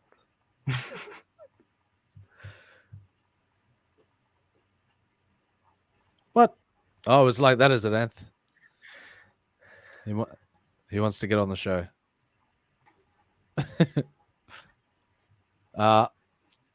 Daniel Kirk says, I just had an absolute nightmare of trying to fit everything into the carport. Apparently, oh shit, really? Apparently hail again tonight. That'll be fun. Last Great. time they were huge. They were like golf balls. The insurance companies are going to love it. Yeah. Rubbing their hands together with glee. payload twice in a year. What's going on? That's this La Nina shit that's going on, man. For the first time, scientists have captured the brain activity of a person during their death, and it may explain what's happening biologically when people see their lives flash before their eyes during near-death experiences. The challenge: near-death experiences are a strange phenomenon shared by millions of people across cultures and history who almost died but ultimately survived. Though the specifics vary, fucking Jesus Christ, terrible editing. Most of these people report feeling a calm wash over them at the moment of death. At the moment death seemed imminent. Often they report feeling like they left their bodies or saw their entire lives flash before their eyes before returning to reality. The fact that so many people report such similar experiences suggests that our brains might all react in similar ways just prior to death. But studying near-death experiences is incredibly difficult, as it's all but impossible to predict when someone is going to have one. Unless. The patterns they saw usually involve high cognitive functions and activities such as dreaming, memory recall, or meditation. The idea: researchers at the University of Tartu, Estonia, weren't actually trying to study. The patient behind these brain waves had epilepsy, and the doctors were recording his brain function. The study after the man's death, the Estonia team partnered with the scientists of US, Canada, and China to analyze the recorded brain activity, publishing a study on it in Frontier in Aging Neuroscience. We measured 900 seconds of brain activity around the time of death and set up a specific focus to investigate what happened in the 30 seconds before and after the heart stopped beating. Study organizer Amal Ajmal Zamar, a neurosurgeon at the University of Louisville, said in a press release, the brain may be playing a last recall of important life events just before we die. So the brainwave patterns they saw in that minute the heart stopped beating are usually involved in high cognitive functions and activities such as dreaming, memory recall, and meditation. Zamar speculated the brain may be playing a last recall of important life events just before we die, similar to the ones reported in near-death experiences. The really big picture: this is just one case study, and the patient had previously suffered from seizures as well as brain injury and swelling, so it's hard to say how much his brain actively is reflective of the norm in humans. Zamir hopes to study more cases in the future, but at least we now have a glimpse at what's happening in the brain during death, and it suggests that people's serene near-death experiences might not be so different from the actual death experiences. Something we may learn from this research is, although our loved ones have their eyes closed and are ready to leave us to rest, their brains may be replaying some of the nicest moments they experienced in their lives, Zimmer said. Nice little, yeah. I like that one. I like it. Yeah, it's an interesting thought. Mm-hmm. Hey, we got. Oh wow! So Rex is in the chat. Yeah, had a flurry of.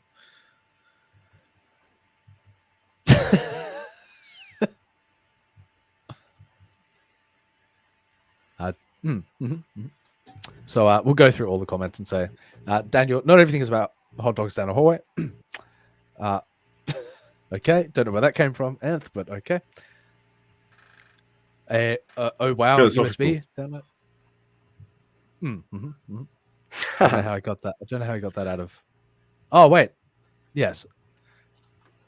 Okay, yes. Yeah. He got that from the fitting everything into the carport. Okay. Anthony's one-track mind. Daniel Kirk then says, "Oh, you should see it. It's packed." Well, Devil Flyer is in the chat. What's up, Rex? Good to see you, man. Hello, Rex. Isn't that where Brendan Fraser is from? Not sure what he's referring to, but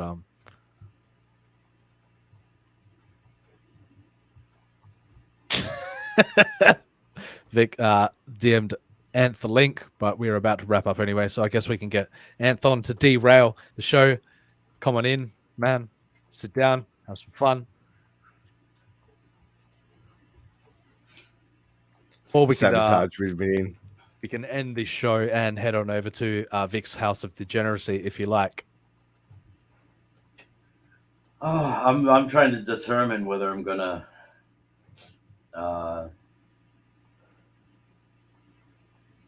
my like I said, my head's all stuffed up, and I'm not sure if I'm gonna stream tonight. Okay.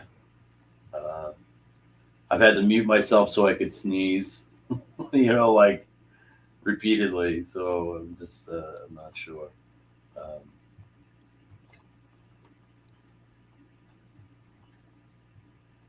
Oh, what no. the hell? And I'm sorry to hear that, brother. Happy Jack says Estonia. Estonia. It's a Encino Man reference. Haven't actually seen it. Okay. I've seen that. Yeah. For God's, you serious? All That's right, not let me good. get that. No, that's not cool at all. All right, let's. I'm sorry to hear that, man. Yeah, likewise, man.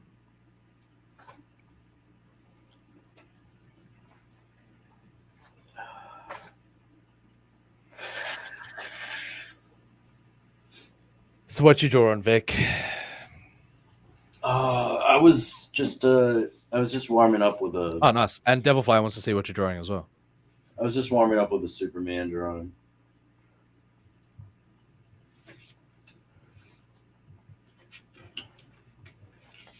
Superman.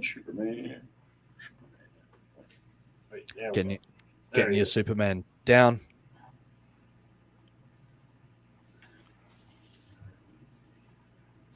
Have you found your Superman yet, Vic? Do you think this is it? Close. Yeah, close. Yep.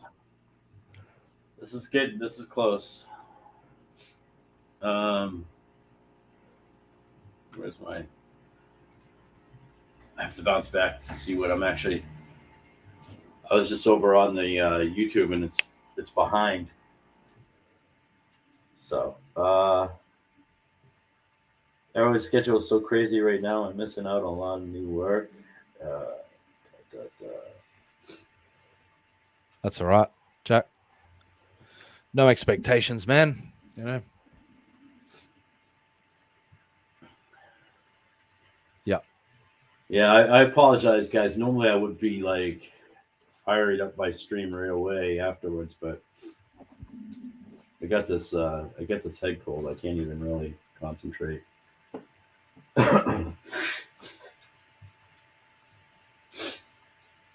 Ants don't talk like that. Fucking hell. Jesus. Huh? Oh, I'm talking to Ants. Oh yeah. No self deletion, bro. Ugh. Note to self: just stick to the AI subjects. Jesus Christ. And this could be you. You just have to find the right girl outside of Walmart, and then run your cart up behind her real quick and put her in your cart. There you go. How romantic.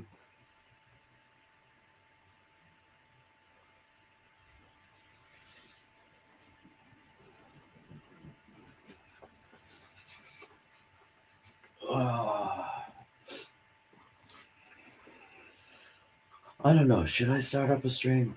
Go on. Do it for Ant. I could start up a stream, but you guys probably wouldn't stream for excessively long.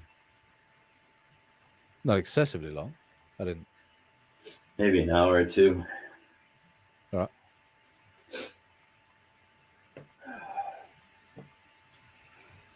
That would hurt the girls. Right.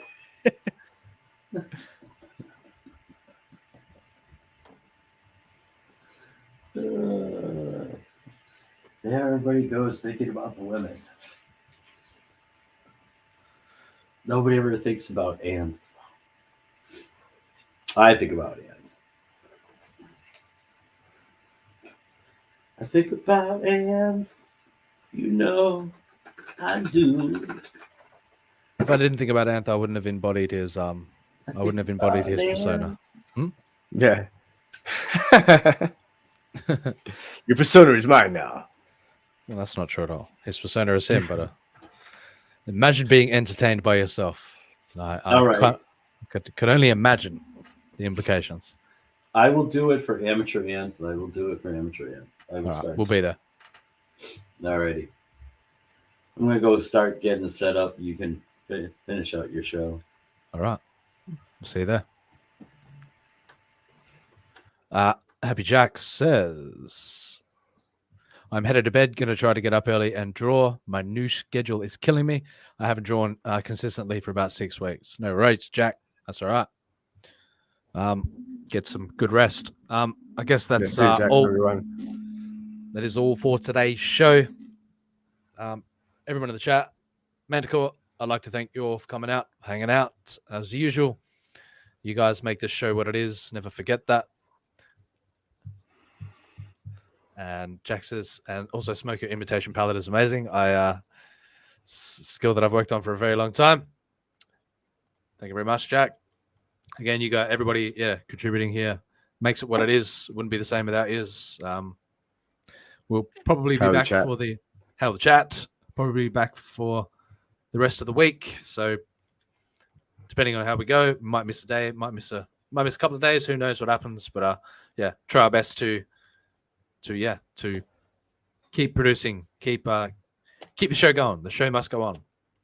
Much love, Anth. As they say. Chat to you guys soon. Thanks, Ed. Peace out, everyone. Peace out, y'all. Take care.